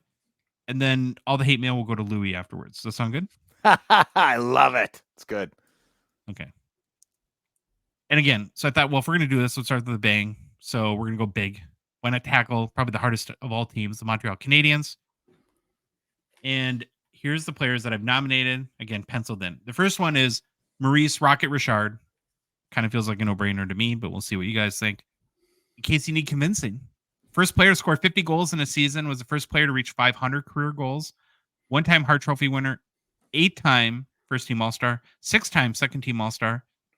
Sadly, Troy only won 8 Stanley Cups. Only 8 of them. Scored 544 goals, 966 points, and 978 career games played. He's the franchise's all-time leader in goals, even today. Number 9, retired by the Canadiens. He was so good that the Hockey Hall of Fame waived the 5-year waiting period and was inducted the very first year after retirement. Phil, he's the recipient of the Order of Canada. Wow. Which is I the didn't know second that. highest honor or merit bestowed by the Canadian government. He was a popular athlete in Canada. I read this and I thought it was good, but an icon in Quebec. He was polarizing, right? Just so full of fire, volcano. Yeah. Just yeah. P&V. I won't say it because, well, blank and vinegar. How about that? And Louis reminded us that there's 32 teams in the NHL. So with great. Seattle Kraken would be a fun one to do. Oh, yeah, Kraken. Phil Grubauer. I don't know. Yeah, that's going to be, we'll save that. We'll save Matty that. Beniers is probably up there. Oh, God. I like Beniers. Richard's rookie card is the 1951 Parkhurst number 4. Highest selling copy of this card, PSA 8.5. That sold for $75,000 US in July 2021. Wow. So far in 2024, 1,485 Rocket Richard cards have sold in the secondary markets, including 43 sales of more than 1,000, which brings me to an important point that I forgot. This is the hobby Mount Rushmore. So we boys, this is the trick of the trade here. This is the challenge. Okay, I was gonna bring up I've only seen one of these players that you're gonna mention like play hockey, so I was gonna be like, that's probably an issue when I try to like go for the Mount Rushmore. But now you're saying hobby. Okay. We have to balance both their play, their standing in team history, and then the hobby side of it too. But, okay. That's tough, man. So that's number 1, Richard, and we got a lot to go through, and then we'll have our debate here. The second one that I penciled in was Jean Beliveau. Beliveau played with the Canadiens from 1950 to 1971. Now, this isn't a mass show, folks, but I'm pretty sure that's more than 20 years. He was the 4th player to score 100 career goals and the second to 500 career goals. And the second player ever with 1,000 career points. So I'm going to say it again. He's the 4th player to score 500 career goals, second player ever with 1,000 career points. He scored 507 goals, added 712 assists, 1,219 points, and 1,125 career games. He is 3rd in Canadiens franchise history in goals today and 2nd in points. 2-time Hart Trophy winner. Won the Art Ross in 1956. Awarded the very first Conn Smythe Trophy. His name appears on Lord Stanley's Cup just 17 times, 10 as a player, and 7 as an executive. He retired in 1971, and he was so good, the Canadiens retired his number 4 that year. He was also inducted in the Hall of Fame right away in 1972. He's been added to Canada's Walk of Fame, and he's been featured on a postage stamp. So, Phil, if you put 80 of those on a package, you could send me one of his cards. Yeah, there you go. Right? Fun fact. An all-time high sale for any Jean Beliveau card is his 1953 Parkhurst rookie. An SGC 10 copy sold for $60,000 US in September 2021. Year to date, 2,025 Beliveau cards have sold in the secondary markets. That includes 24 sales of more than $1,000 US. That's number 2. We have Rocket Richard, Jean Beliveau. And I'm the convinced, 3rd player. Well, this Beliveau is the first card of Hockey Mouth. Convinced of that. Oh, yeah. Good call. Yeah, we could do the Hockey Mouth. We had that suggestion. Yeah. Guy Lafleur is the 3rd player I'm penciling in. He has the coolest photos. His hair. The hair. Yeah. He played 14 seasons with the Montreal Canadiens. Was the first NHL player to score 50 goals in 6 consecutive seasons from 1974-75 to 79-80. He's a 5-time Stanley Cup champion, 3 times Art Ross Trophy winner, 2-time Hart Memorial Trophy winner, 3-time Lester B. Pearson Award winner, 7-time Molson Cup winner, won the Conn Smythe in 1977, scored 560 goals, 1,353 points in 1,126 games, was the fastest player at the time to reach 1,000 career points. He did it in 720 games. That's pretty good. Now, that record's been broken by a bunch of guys like that you might have heard of, like Gretzky and Lemieux. Still has the most points in Canadiens franchise history and is second in goals. His number 10 was retired by the Canadiens, inducted into the Hall of Fame in 1988. All-time high sale for any Guy Lafleur card is a 71-72 OPG rookie PSA 10, sold for $31,800 US in August of 2022. Ooh. Year to date, 4,771 Guy Lafleur cards have sold on the secondary markets. That's the most so far of the three guys we've talked about. This includes 13 sales of more than $1,000 US. Now, the last one was tricky. I went back and forth. I had somebody penciled in first, and then I changed it. So at first, I had Patrick Waugh.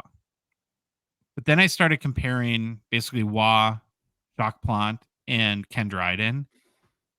And it is impossible, not to, for me at least. And we'll see if you change my mind or what we agree on, to not put Plante on the Canadiens Mount Rushmore.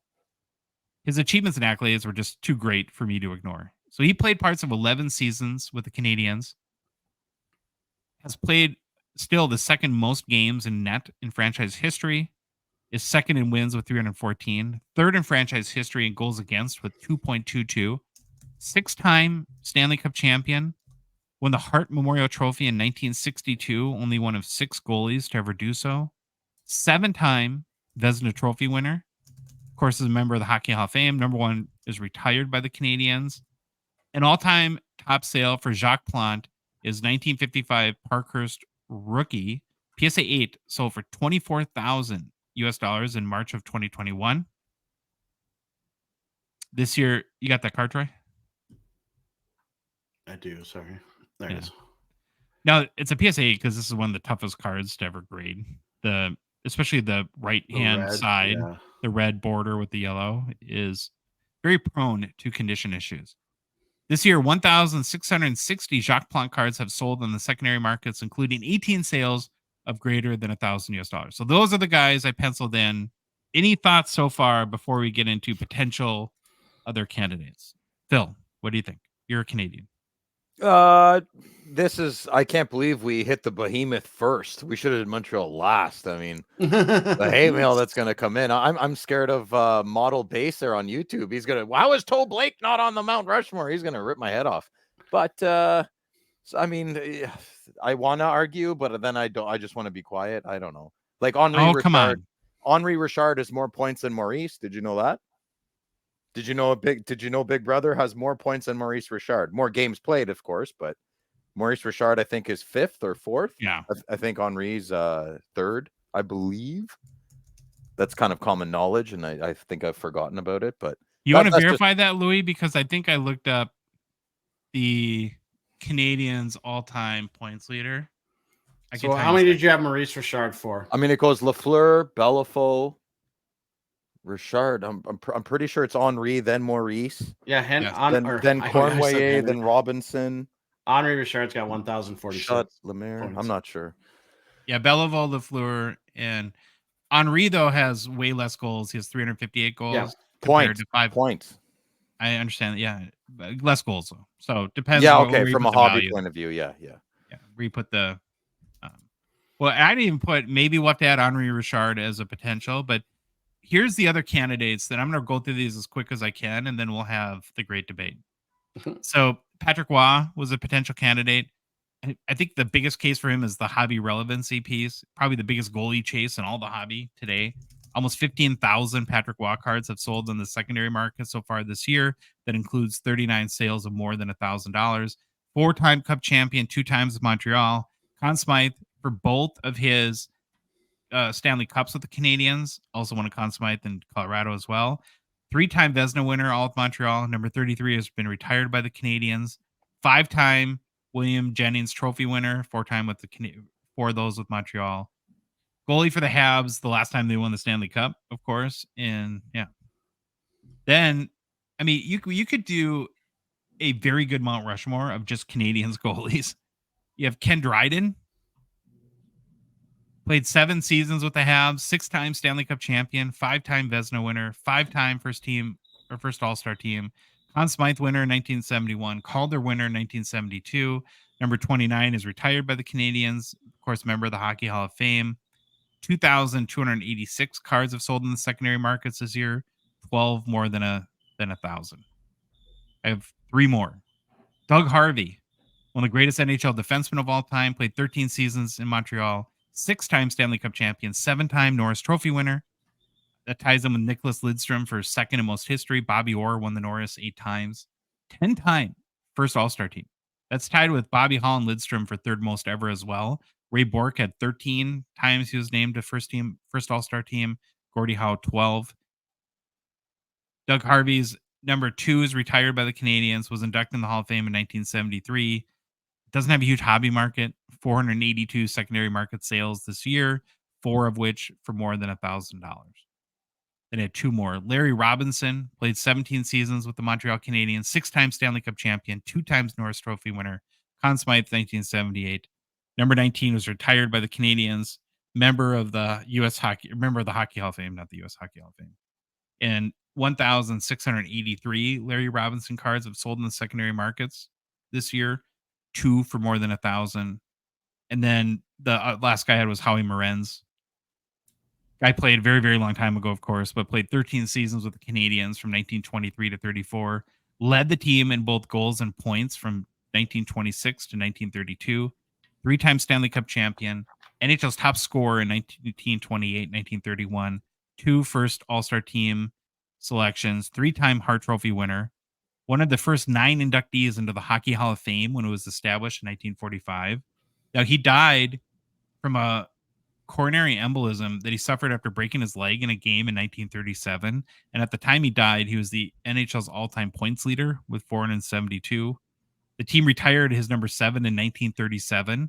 The year he died was the very first number retired by the Canadiens, but a tiny market because he doesn't have a lot of cards. 176 Howie Morenz cards have sold in secondary markets year to date. Not a lot of cards, of course, to begin with. And then 11 of those sales have been for more than $1,000 US. And then to fill your point, we could throw a pocket rocket in there too, Henri Richard. Mhm. So that brings us to, we have penciled in Rocket Richard, Jean Beliveau, Guy Lafleur, Jacques Plante. Would anyone replace any of those guys with somebody I mentioned or somebody I didn't Well, mention? personally, I'm such a Ken Dryden bobo, but he's always gonna get ripped for only playing 7 seasons and said, "Screw this, I'm gonna go." Would he went to get his law degree or something? Said enough of this. But his stats, if you look at it, are amazing. Probably not the biggest hobby chase compared. I think I would probably put in there You have because to of put hobby Patrick. relevancy. I think he's probably more of a chase now than Jacques Plante, even though Plante's cards will go for huge money because they're so old when they come up and high graded.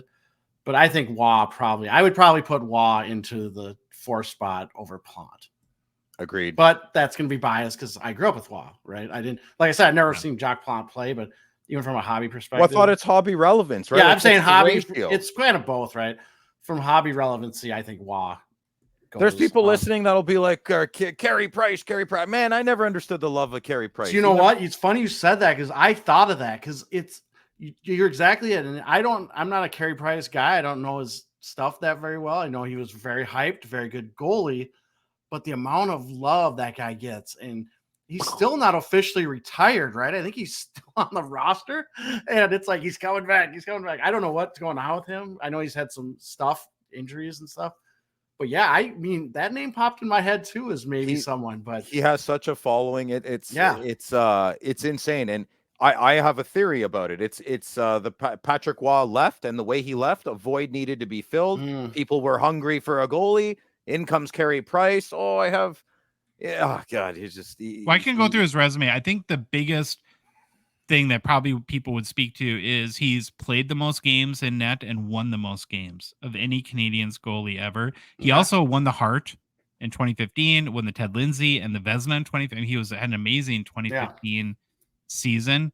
What the crazy thing too is that I mentioned earlier that 6 goalies ever have won the Hart Trophy. 3 of them were Canadiens goalies. It was Dryden, Jocelyn Thibault, and no, Dryden Dryden never won the Hart. No, I think it was Dryden. Or No, was it? I'm looking at him right now. He didn't win it. Brian Hayward? No, it was Jacques Plante. I'm sorry, it was Jacques Plante. Yeah, Jacques Plante won the Hart in 1962. So, yeah. Plante and Waugh, interchangeable. Given how many of these guys though have multiple Stanley Cups, I could not put Carey Price on the Mount Rushmore. No, never. No. Never. I agree. I agree. He shouldn't be. My only move would move Waugh on, take Plante off. But that's even bad. There's someone listening now who's losing their mind. Totally right? get it. Totally get it. Well, that's the point of it though, Phil, is not to. No, I know. You have no authority. But I'm saying today's hobby relevancy, I put Waugh. I know, like my uncle was a huge Peter Mahovlich fan, right? And I would always make a joke. Mats Naslund has more points than Peter Mahovlich, and he would lose it. Like he just couldn't handle it. It's so, yeah. I don't know. It's okay. So Phil, do you feel that? Let's just go one by one. What? No, again, just we're not ranking the top four. It's one of the four best. Yeah. Rocket Richard is a no-brainer, right? Him and Guy Lafleur have to be together. Yeah. I that's how I look at it in my head. Yeah. There's a lot going on up here. It's like an amusement park, but we had done a little pre-debate on this, and I want to bring this up because this kind of, I'm going to be honest, blows my mind. You have some doubts about Jean Beliveau being on the. No, come on, Phil. Time to be honest. You said hobby relevance. I've never met a Jean Beliveau PC guy. I've met Jean Beliveau people that are set collectors. And I was gonna say you're probably a more set collector guy, right? Yeah, like I meet many. I have met 100 Carey Price set or PC collectors. I've never met a Jean Beliveau collector. I don't know how you materialize a conclusion here with longevity and price point and inflation and few cards. Like I don't have the formula. Well, it has to be a combination in my mind between the hobby and everything. But it's hobby included, right? We're typically like, if we were a hockey podcast, we wouldn't factor in the hobby.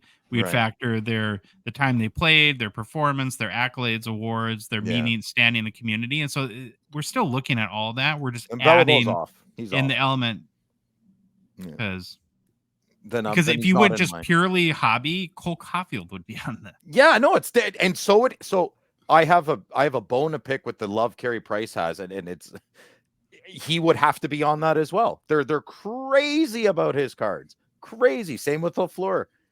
Man, that guy's in their 80s. Like, come on, give me. Like, can we give Lafleur credit also for smoking a pack or two a day, and in between periods and still doing this? Don't smoke, kids. But he was crazy. Smoking's gross. But yeah, he was crazy. I can't believe we're tackling this first one. You know, it's tough. Well, go big, go home. Go big or go home. I know. Like Larry Robinson, he's my favorite. No one likes him in the hobby. I love Larry Robinson. He's awesome. I remember I brought up Larry Robinson because he talked to me at a USA Hockey seminar, and he was really nice. Very nice. Very nice. That's 100% the reason why he should be on the. It should be very in tune to the game and mental health of players. So I was impressed because a lot of those old school guys aren't that way. Actually, the guys that you wouldn't expect, like Scotty Bowman, I saw him give a presentation once. He was so in tune with like mental health and what's going on with players these days. It was pretty amazing to hear him. I thought he would be like tough nails, suck it up, all this stuff. No, he was completely different than I thought. Now, we don't penalize Waugh, though, for only playing half-ish of his career in Montreal. No. His name is synonymous with the Habs. Absolutely. I think of him and Habs before Colorado all the time. I mean, 12 seasons with Montreal, so that's more than Dryden. 12 big seasons with Montreal. And it was more than Plante. Plante was 11 seasons.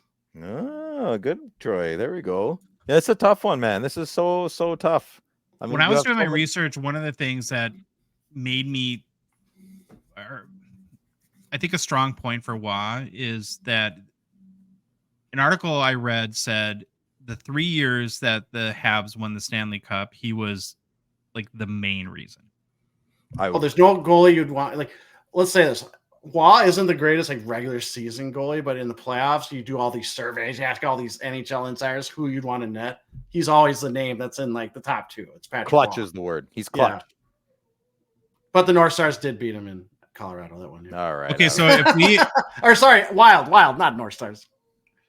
If we decide to go with Rocket Richard, John Beliveau, Guy Lafleur, and Patrick Waugh. Then, who's the biggest snub in your opinion, Phil?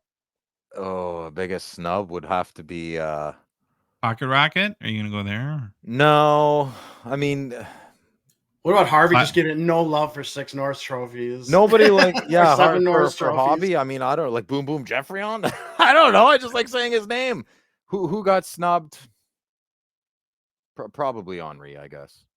Or Jacques Plante? I would Yeah, have- Plante. Sorry, I'm sorry. I would probably put Plante on the snub. Yeah, and I like he. I wish it was out of 5 because then it wouldn't be that difficult. It'd be a little less difficult. Yeah. What do you think, Troy? Why are you laughing? What's going on? No, I was laughing at one, the dog started howling, so that took a while. They just got back from the doggy daycare that they were at for a week, so they're Oh. probably just out of their minds that they can do stuff and run around the house. No, I'm God, I know I'm gonna sound like a broken record. I love Ken Dryden, but I know he probably can't fall into this. No, yeah, I'm gonna take him right out. Plante's definitely the biggest snub. If we switch out Waugh was Plante, but I still think Waugh goes on and Plante moves off. Well, and even like let's stick with the goalies for a really quick second. If you did Plante, Dryden, Waugh, and Carey Price, there's no team that could match that. Like if you did the Mount Rushmore of goalies, none, right? No, I don't want Carey Price on there. Well, you got to give him his due. Yeah, some about him. Just I don't know. Man, I went to one too many games. We all had to like stand up and clap for him, and oh my goodness, like he's such a nice guy. Like oh my god, who cares? You're gonna get now so many Danny Heatley Oh. and Carey Price cards at the Yeah. expo. I can't wait for it. I'll take all the Carey Price cards. Keep your Danny Heatleys. There's no comparison. Nothing. No comparison. Okay, are we good? Can we call this the first team Mount Rushmore? Because Yep. Rocket Richard, Jean Beliveau, Guy Lafleur, and Patrick Waugh. Yep, and feedback requested, please. Yeah, Absolutely. feedback requested. I love when people write in and tell us like, "Oh, you guys are dumb." Here's why. Ready for hate mail, Louis? Now, do you certify this, or do you have any major disagreements?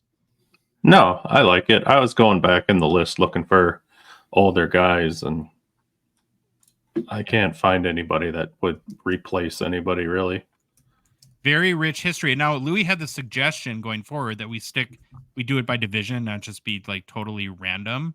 So my thought was that we could start we started, of course, today with the Canadiens, and then where did I have it written down who we would go to next? But we'll do somebody on Thursday's show, and then when you're back, Phil, we'll do Ottawa.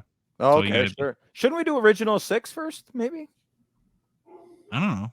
On our production meeting, are we doing this? Yeah, I don't know. Where's my whiteboard? You guys decide. But please I will don't do decide. Ottawa if I'm not here. We will do Ottawa if you're there. Okay. Okay. Thanks, Louis. Appreciate it.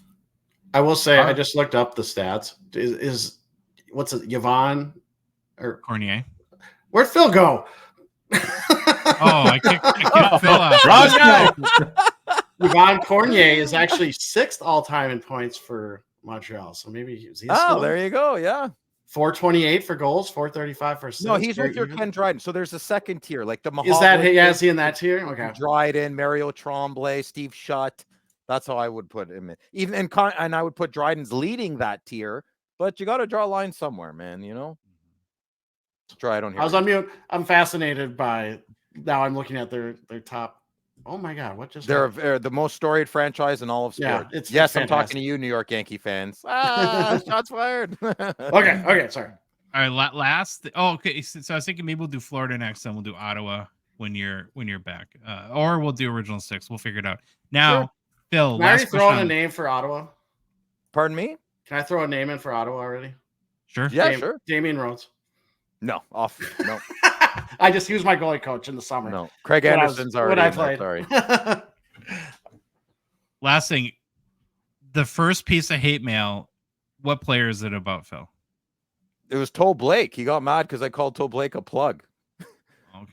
But Is that- no, but I mean that comes after this show. Like I can't believe you idiots didn't. Oh, it'll be probably about Dryden, or me going after Plante? Price. Yeah, You don't think that the Plante Patrick Waugh thing will be controversial? I'm not really afraid of like 88-year-old men. Hit me with their cane. at the show. You son of a. Yeah, All right. Well, that was a good way to start.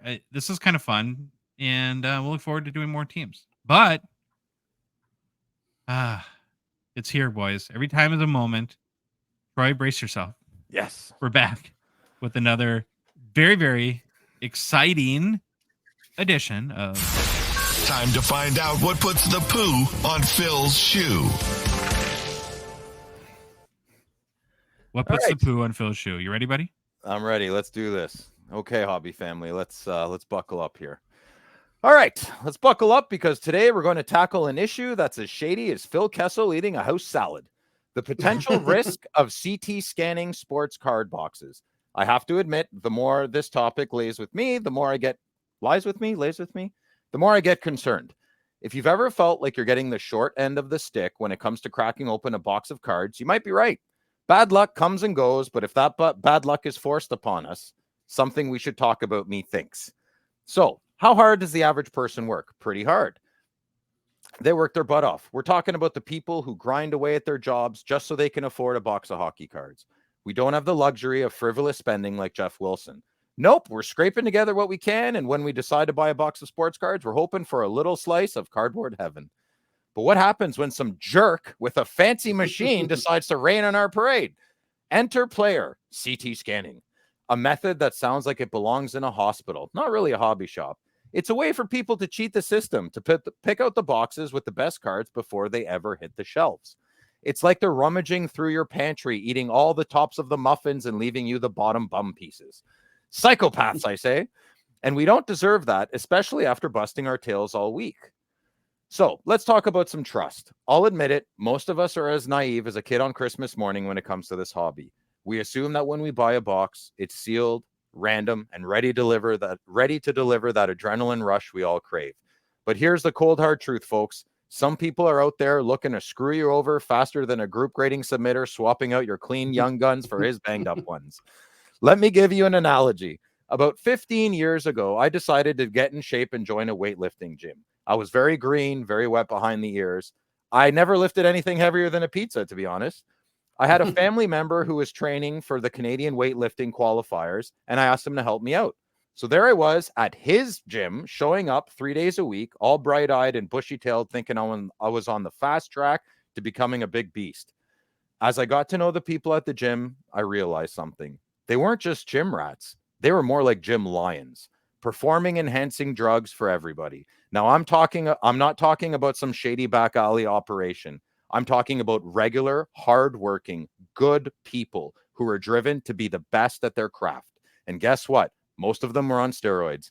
Unless you're in the club or on the program, as they say, you would never know. And you would be filled with questions. And quite comically, you would come to your own incorrect conclusions about this taboo subject. Once I was accepted into the program, an entire world was demystified for me. But at the beginning, I was clueless. Just like the average card collector who thinks they're getting a fair shot when buying a sealed box. It's all part of the game, but if you don't know the rules, you're going to get played. Is it the responsibility of the card manufacturer to protect us? Whose job is it to protect us from getting swindled? Should the card manufacturing companies be stepping in and protecting their product? In an ideal world, yes. They should be throwing flags and blowing whistles every time something shady goes down. But let's be honest. Tricksters and thieves are generally ahead of the technology that created to protect us. Here's in hopes the powers that be can get ahead of this medical device used for evil in our hobby. Sure, they could do more to make sure their products are secure, but at the end of the day, we're the ones with skin in the game. It's like ordering a steak at a restaurant. You can ask the chef to cook it perfectly, but you better know what you're biting into when it lands on your plate. We all have to stay sharp. We have to call out the BS when we see it and not rely on other people to keep us safe. That one's important. Now, I want to be clear about something. I believe the potential risk of CT scanning is a lot more serious than people think. This isn't just some minor issue that we can brush under the rug. If this practice becomes widespread, it might already be, it could fundamentally change the way we collect and trade sports cards, and not in a good way. It's a slippery slope that could eliminate trust and fairness in the hobby, and we need to recognize that before it's too late. While we're on the subject of calling out BS, let's talk about card trimming. Now, some folks in the hobby will tell you that card trimming is the biggest threat to our hobby. They'll have you believe that every other card is being trimmed more than the grass at Pebble Beach. But let me tell you, in my opinion, I think this whole card trimming panic is a load of crap pushed by grading companies who want you to think they're the gatekeepers and the be all and end all of the hobby. These grading companies are like the loser hall monitors in high school, trying to convince you that without them, the whole place would descend into chaos. Truth is, card trimming, in my opinion, isn't nearly as a big deal as people make it out to be. It's a tinfoil hat conspiracy designed to keep us scared and, more importantly, keep us coming back to the grading companies for validation. I don't fall for it. I don't think you should fall for it. And the much bigger threat, the much more real threat, is the sneaky use of CT scanners that's messing with our odds and our wallets. In conclusion, the potential risk of CT scanning sports card boxes is something I think we all need to be aware of, because no one likes getting hosed by some jerk who's playing dirty. This hobby is supposed to be fun, fair, and exciting, not a game of who can outscam who, not a game I want to play. We work too damn hard to let some high-tech hustler with a big bankroll ruin it for us. While we're at it, let's not get sucked into the hysteria over card trimming either. Keep your eyes on the real issues, stay sharp, educate yourself, learn, and don't let anyone take you for a ride. Together, we can keep this hobby the way it's supposed to be, a place where the thrill of the chase is real, the cards are honest, and the community looks out for one another. Thank you, and remember, don't let... And that's the poo on my shoe. Good job, Phil.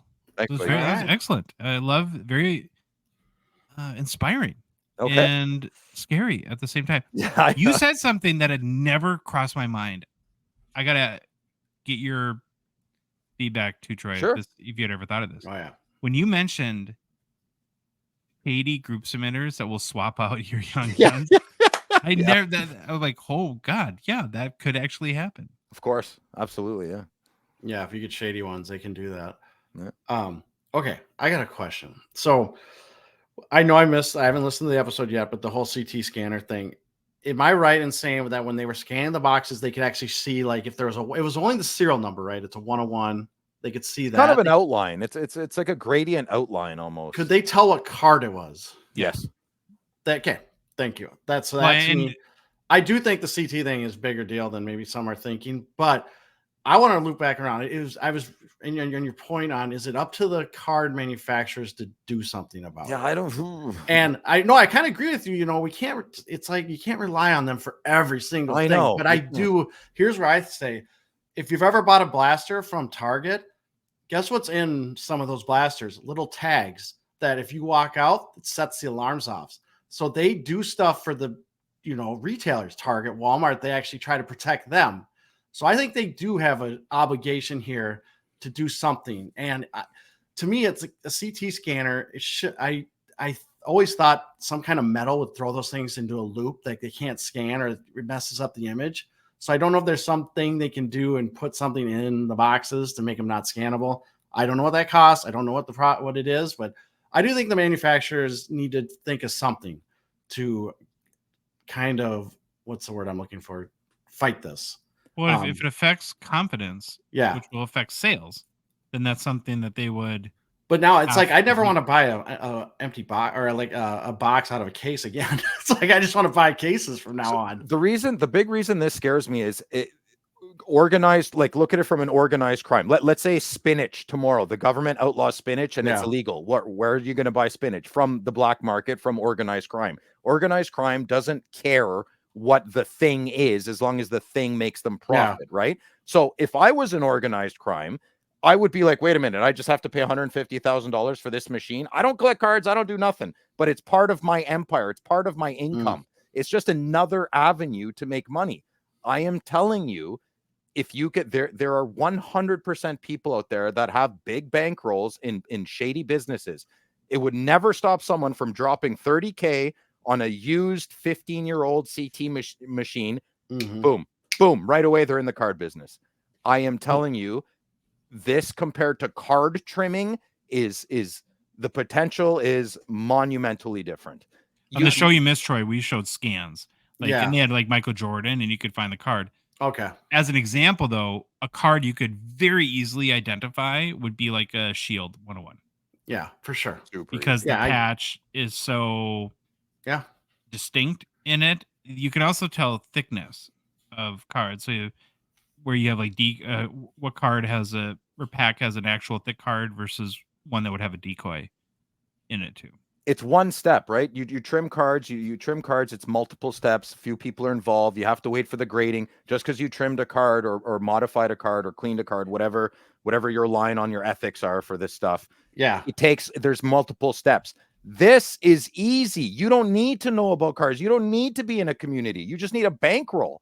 Well, You can buy 50 cases of the cup if you got the money for it. Or ultimate. Say ultimate, right? Those guys go crazy for the shields, right? The shield ultimate people. You could just buy 50 cases of ultimate and just bang out the shields and sell the rest of the boxes. And you don't need to know a thing about hockey. You don't need to know a thing about, you don't need to learn much. It's easier. Card trimming and other nefarious activities in our hobby take some education and some bigger steps. This step is easy. It just needs money. That's it. And I know you guys probably talked about this, like there's like a service popped up, right? That really kicked this off. Yeah. You could send, and guess what's going to happen? There's going to be competition. I promise you, other companies are going to figure this out. That's going to lower the price of doing this, which will make it more appealing to people to send in boxes or cards. Well, it'll be bigger, faster, stronger. All they need with enough money and technology, you could have something similar to an airport, because the other factor would be like time, like how much time does it take you to do this? But you could, with AI too, you could have a conveyor belt that basically CT scans cases, and you teach the AI what to look for, and it earmarks boxes or cases that go through, and you pull them out. And why did this just get figured out now? That's a crazy. Well, so Troy, what if it? I don't think it has. What you think? That's a good point. I don't think it has. We're always behind, right? Yeah, it's been figured out a while ago, and it's just being. There's someone out there right now being like, "Oh crap, we had a good 4 years." I agree. The company that's offering this as a service has said that this has been going on. So don't think that we're the evil people. We're just bringing light to it. So I will say this though, to everyone listening, we're in hockey. We're the one, we are kind of lucky. I don't think there's a lot of guys out there buying cases of the cup and doing this, right? Look at the prices of baseball and football and basketball. What are the other exercise sports? I forget, but their cards are way bigger. We're way down the list. We're way down the list, you know, but still we need stay sharp. Be aware. Education's the number one defense to silly crap. Good job, Phil. Thanks, buddy. We're going to roll on to new product releases. We got the checklist out for Upper Deck for the next big set coming out on August 21st. We're scheduled to have our next hockey release, which will be 2023-24 credentials. Now, this is a rookie auto-driven set, plus there's some cool inserts, lots of parallels. Is that the box? Is that the actual box? Yeah, that's I love it. I want to buy it just because of the box. Miami Vice all the way. Very 90s, kind of 80s, early 90s Miami Vice. Now, it is a product that will be in hobby and e-pack as well. So we're going to start to point that out when there's e-pack odds on the checklist. It's not a memorabilia product. So if you're a patch auto RPA kind of person, probably not a set for you, which actually kind of makes it unique in that regard. Right? Where there's most sets now have at least jersey patch swatches or something like that. There's 4,212 unique cards in 2023-24 credentials. 2,500 of those are Connor Bedard.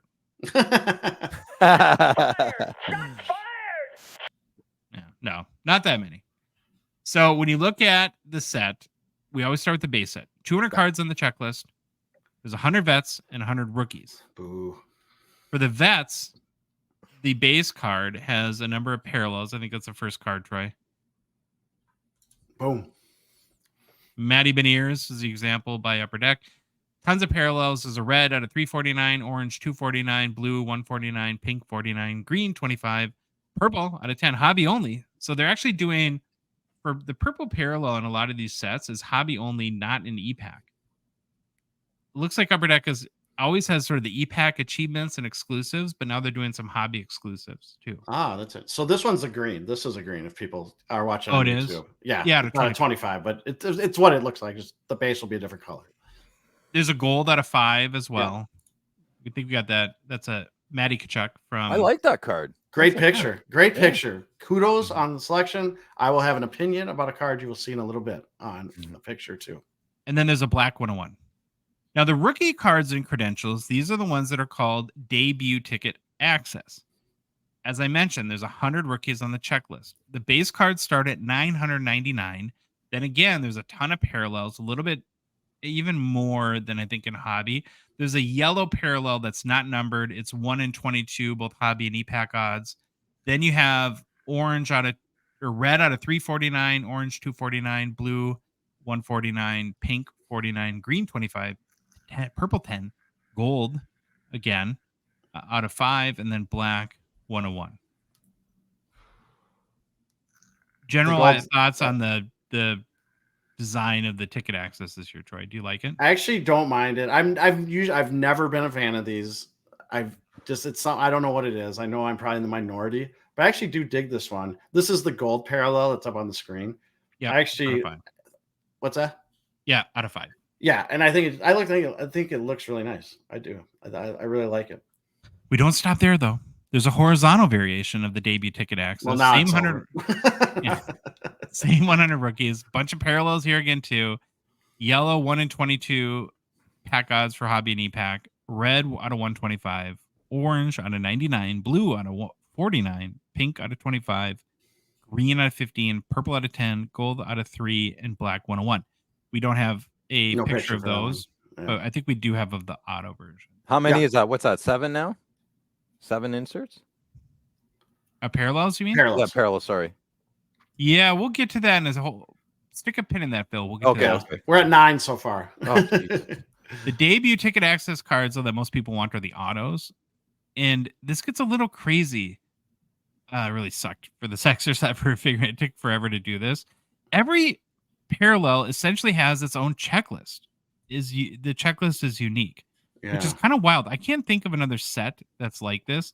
So the base debut ticket access autos have 50 rookies on the checklist. So there's 100 rookies on the overall, and there's 50 of the autos. So they pared that down. Now the base cards are out of 299, 199, or 99. So the lesser known rookies are going to have the higher print runs, and like the Connor Bedard would have be on a 99. Now, for the sake of like the next 10 minutes, I'm going to start calling debut ticket access DTA. So I don't have to say that. Start a trend. 4,000 times. The yellow DTA, this is what we're looking at right now, is out of 125 or 75, has 47 rookies on the checklist. One question I have about the design of this card, I like it overall. Do you guys like how they put the team logo in the background where the player's signing over it? Or would you prefer it just to be white for the auto to not have that logo competing with it? Does that make sense? Yeah. I like the logo. I don't like the perforated dot lines. It makes me look like I want to take my scissors and cut it. It's supposed to be like a ticket stub. That's I know. I want to cut it still though. Now, I wish I don't know. I don't know if it's the picture. I think it's a little too prominent, but I don't. I mean, it is what it is. I'll live with it. Okay, the red debut ticket access is out of 99 or 49. Has 47 rookies as well. The orange debut ticket access is out of 45 or 25. Has 32 rookies on it. So they all have different checklists, which is just I don't know why, but. We're looking at Luke Hughes, and so this would be the one would be out of 25. I think the logo's distracting. Personally, I think I'd rather just have the auto. Blue debut ticket access is out of 35 or 15. Also 32 rookies. The green DTA, all are out of 25. There's 33 rookies. So there's one more rookie on this checklist. We're showing Brock Faber. This is an awesome card. I would very much like to own this card. Do you think so, Troy, as a Wild fan? Yeah, it looks awesome. I kind of like. I don't know if I was digging this at first, but I kind of like the little outline on his left side. Do you like that Faber, Louis? Yeah, I love that Faber. Okay, thanks, man. And then finally, there's a black DTA, which are all 101. Purple. Purple. Sorry, out of 10. 33 rookies on the checklist. There's the Bedsy. Some guy. Purple out of 10? That's hideous. Well, this comes up to a whole nother point. It drives me nuts. I don't know. Maybe it shouldn't drive me nuts because I've always thought there should be some uniformity. Like your product, the 101s are always this. And I know like Stature, I think has purple 101s. And now this is purple out of 10. Well, I like Emerald and the OPG Platinums are out Yeah. of 10s, the Emeralds. Like, yeah, uniformity would be But nice. that's just me. I don't think that maybe that my way is not realistic. Purple's not a loved color. The purple should be 250 plus, like gold. We like gold and emeralds and yeah. We're in Vikings country. yeah, Sacrilegious skull. yeah, Pride. purple Purple like pride. woo. Purple pride. Then there's the black DTA. These are all 101. It's nice. 33 rookies on the checklist. That's a nice looking card. That's a crisp card. You're looking at a Bedard 101 DTA A. DTA A. the Canadian version of the debut ticket access. The DTA doesn't stop there, guys. There's the acetate version of the debut ticket access auto. 46 rookies on the checklist. These are all out of 99. Bedard's like, I'm on another card. What? He looks very confused. We'll keep going because there's also horizontal versions of the debut ticket access. Here we go. auto This card. is the one I want to complain about. Base are out of 99 or 35, yellow 49 or 15, 17 rookies. There's 23 rookies on the base. Red horizontal DTA out of 25 or out of 9, again 17 rookies. Orange horizontal DTA out of 15 or 9, 17 rookies. The blue, which was pictured here, the Adam Fantilli out of 10 or out of 4, 17 rookies. What's your complaint, Troy? How does this get approved? Yeah, look at his face. That is looked at this picture and said, insane. "That's the best we got."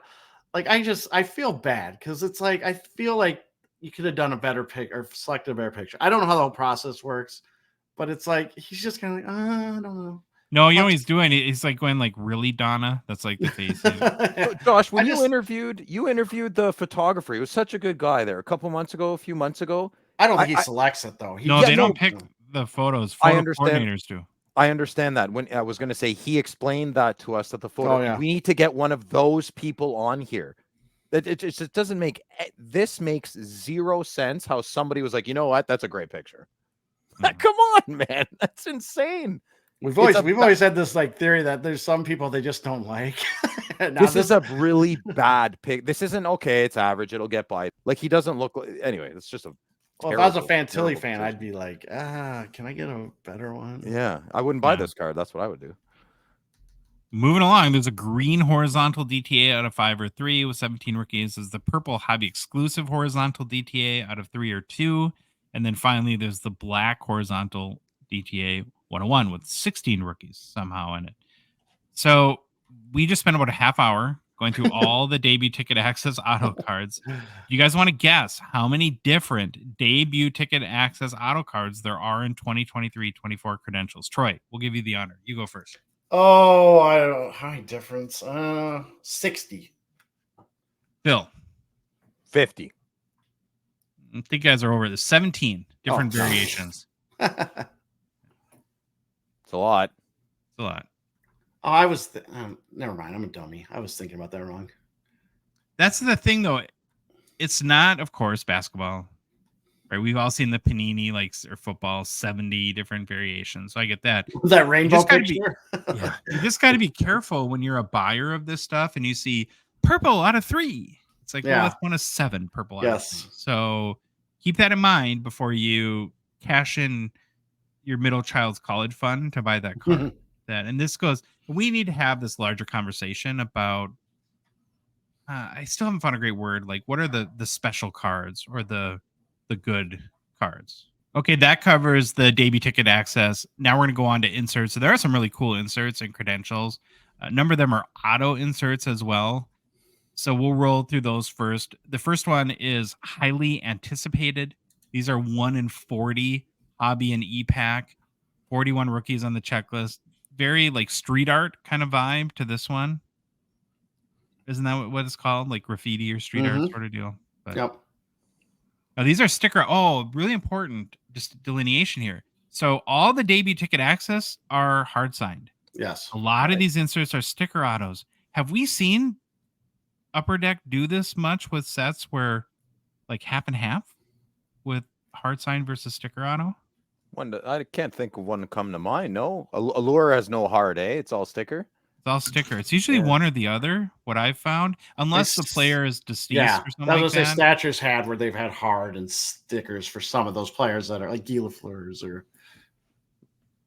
So what they're saying is the priority are the big rookie cards or the DTAs, Yeah. and they went probably a little cheaper route on some of the inserts.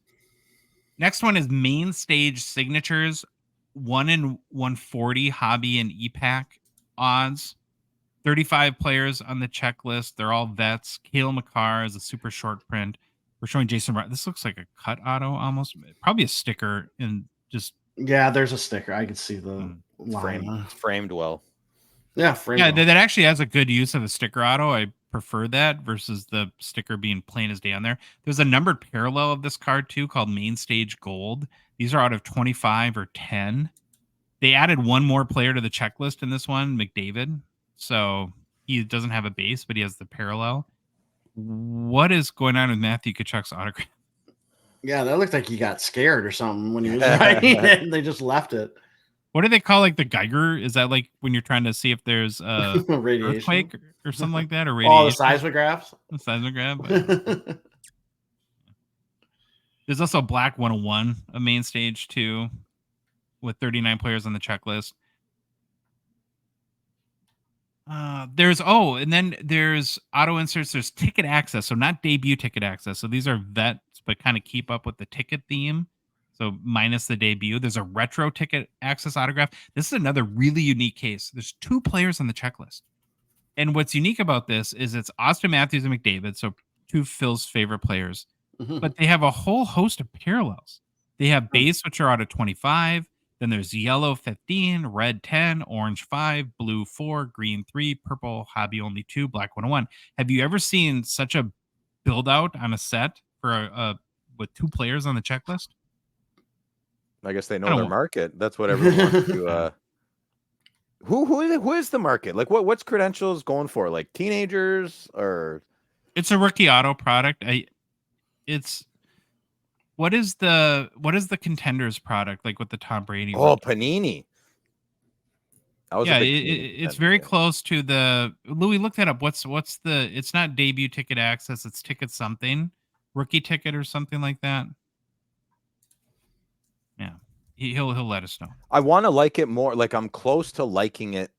I want to like it so much more, but there's something just not clicking yet, you know? No, these look hard signed too. I don't think that's a sticker. That looks hard signed. Yeah. That's kind of a cool card. I kind of like it. I don't mind it. Yeah. Now there are ticket access. So these are the retro ticket access. There are ticket access autographs that have 6 veterans on the checklist. Kind of a weird checklist too. It's DeBrincat, Jonathan Huberdeau, Flower, Miro Heiskanen, Ryan O'Reilly, and Timo Meyer.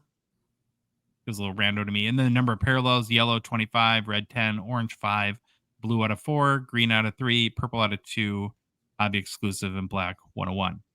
Then you have ticket access acetate cards. These are non-autoed, but there's 30 cards, all out of 99. Ticket access acetate autos, 12 veterans on the checklist, out of 99, out of 25, or out of 10. Who's Best is another insert, 30 cards. This is broken down by defenseman, forward, and goalies.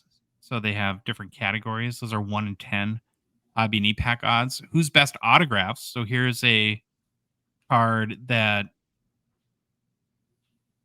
we have an example of 20 rookies and prospects. So it's not just rookies. It would be younger guys. Oh, no. That's Who's Best is like 13 players, many of the NHL's biggest stars. I'm sorry. These are out of 99, 49, or 8. These are sticker autos. And then Who's Next are the rookies and prospects. Oh, I got one of those. Hold on. Defensemen, forwards, goalies. Yeah, that's one of the autos. So there's 13 of the autos. Those are out of 99, 49, 15, or 5. I'm gonna say something. Can we already see the problem with this check? Like, look, like you lose yourself trying to say what's in this product. It's kind of nuts. I struggle so much with these checklist overviews because it's like it takes hours to even put this in a format that is, and it makes me wonder like if there's really any random rhymer. Like I would, and maybe it's too ambitious, but if I was starting a card company and building a product, I would want like a theme or a story to be told through the set Yeah. to give you a reason to want to put the whole thing together, where it just feels like there's like a million random Yeah, this sets that seems like it's going off in Mhm. directions. Until we get to the next cards, then I'm all in. Yeah, these are the best ones now. Now there's one that's called Day with the Pup, PUP, not Yes. CUP. Yes. So there's 12 cards, 167 pack odds. I haven't seen a photo. It better I be. don't think I think this is a new card, but you got to assume it's players and their dogs. It better right? be.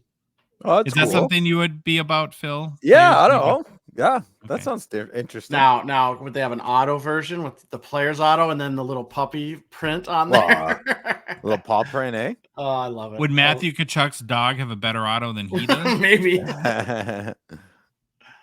Now a couple of the more interesting inserts. So Yeah, here we go. Provisions. There's a base set with 10 players.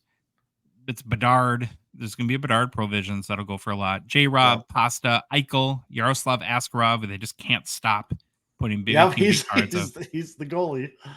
Brother Luke Hughes, Elias Pettersson, Stutzla, for you there, Philly. Sebastian Aho, the Canes, Sebastian Aho and Shesterkin. These are 1 in 200 pack odds. Then, Yes. You ready, Phil? Are you I'm ready? ready. I'm ready. 91 Oh, retro. yeah, that is awesome. 91 love it. retro Provisions. 4 players on the checklist. Cam Neely, Luke Robitaille, Jaromir Jagr, as pictured, an amazing card, and Troy's guy, Eric Lindros. There we go. Nice. I think these are like 1 in 400 pack odds. So not like super ridiculous, Yeah. but Good job not putting Gretzky upper deck. Good job. Yeah. That's good. I don't want to know. Just let's make it a bit more rare. That's great. I like the 4. then do you guys remember in last year's credentials, they had the Live Tonight card, which was modeled after like a 70s, 60s rock Mhm. poster that had the velvet feel to it. So they brought that back. It's not an Easter egg this year. It has, again, that sort of vintage rock poster vibe. 20 players on the checklist, 1 in 160 pack odds. I feel like Upper Deck is like solidly moving away from Easter eggs and starting to put all these cards on the checklist. And then they're making them, it's not like super rare, 1 in 160, but hard enough to hit. What do you think of this card? Speak to you, Phil, or no? I like it. Yeah. I don't usually like gimmicky, silly stuff, but I don't To know. me, Looks good. I would want this card to be a redemption, and then they send you a poster of it. Yeah, that's cool. Because I think that would just hit the theme a little more. Or maybe you get the card, but on the back's a code to redeem, and then they send you a poster. I think that'd be cool. Because it is. It's a poster. It's a rock poster from the 70s. It's awesome. There's a few more, but I'm out of games. I'm not. Your brain's scattered. I'm not going to go through anymore. But we're at the time of the checklist review where it's time to play Guess the Bedards. All right. Here we go. Nice.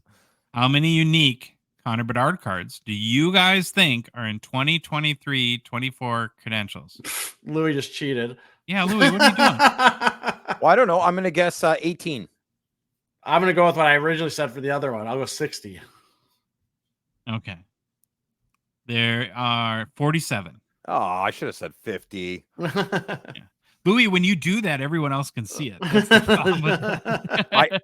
See what? What are you guys talking about? Oh, you're not in the notes. You're not in the notes. Okay. So what we do when we do these questions, just to go inside baseball on the show, is on our notes, I white it out.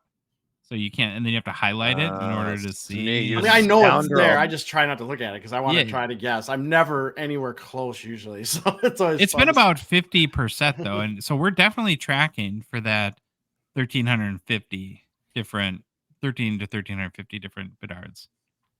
It's all right, Louis. We love you. We love you, Louis. Okay. This is going to get really interesting, guys. Get ready.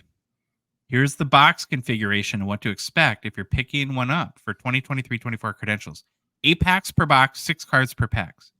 Every box contains 1 base set parallel, 2 speed of the game cards, 4 acetate ticket access, acetate debut ticket access, 1997 ticket retro acetate or 1997 season ticket retro acetate rookie cards, 4 debut ticket access cards, 8 who's best, who's next, and highly anticipated cards. It does not appear, though, that autos are guaranteed in each box. Oof. What it says very specifically is look out for autos. This is a rookie auto product. So With normally 100, no, not 100 signatures though. I forgot. You went into 50. Yeah. There's a million cards. Yeah. What's interesting to me, and this is my personal take on it, I made the point about Allure, where Allure was you either get a rookie auto, a doubloon, or a 16-bit. I'm like, well, give me the guaranteed doubloon or 16-bit any day of the week, and forget the Mhm. rookie, because it's going to be like some like Ridley Gregg, sorry, Phil, or somebody like that. You know, one of these rookies that are just repeated every time you open. If I'm buying credentials and it's a rookie auto product and I don't get an auto, I gotta feel like Upper Deck's gonna hear about that. Don't Maybe you? they're Or for am the I? acetate. I don't know. Yeah, you're right. I mean, product highlights. Look for autos. Nothing says guaranteed. Mm-hmm. I guess pricing. Do we want to show that now? Yeah, we can go to pricing because David Adams here in the US, 2023-24 credentials, pre-selling at about $150 per box. In Canada, at Klusenchara, 180 Canadian per box. That's the equivalent to about $131. Once again, you Canadians get better deals than we do. Seems to be a trend lately there, but yeah, what do you guys think? Overall thoughts on credentials? I'll start with you this time, Phil. You in or out? Oh, I'm out. I'm not. I want to be in. I want to be in. There's something I feel like they're close. I just don't. I can't put my finger on it. But I like I'm that out. take because I think one of these years they're going to put this set together and it's going to kind of like Allure this year where everybody all of a sudden is like really digging it. Yeah.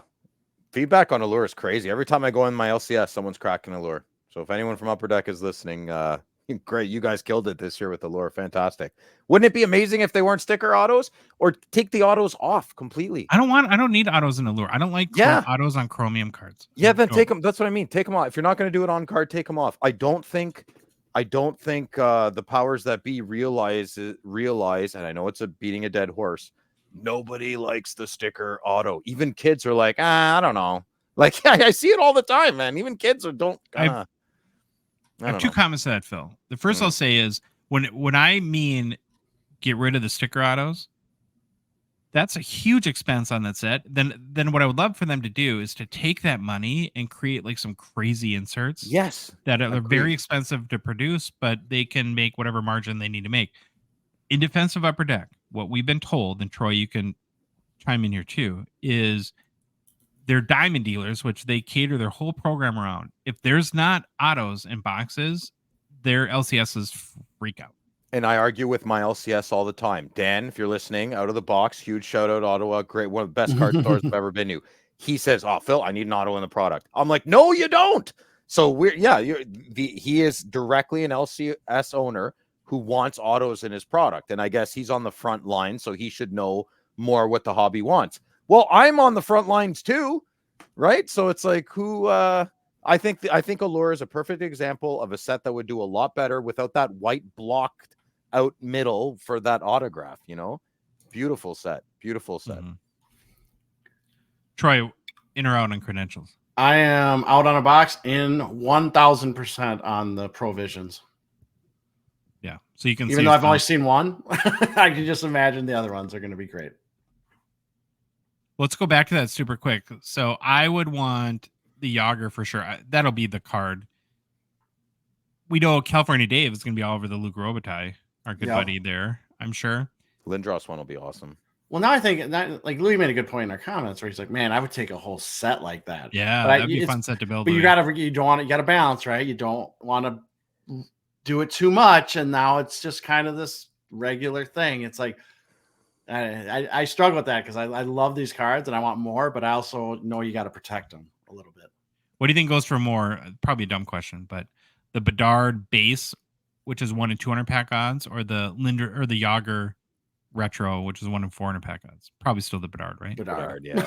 It shouldn't, but it will. Okay. Got to make a quick mention for Gongshow partner and sponsor Slab Sharks. I did this last time. Fanatics Select. Yeah. What am I doing? I need to see a therapist for a lot of reasons.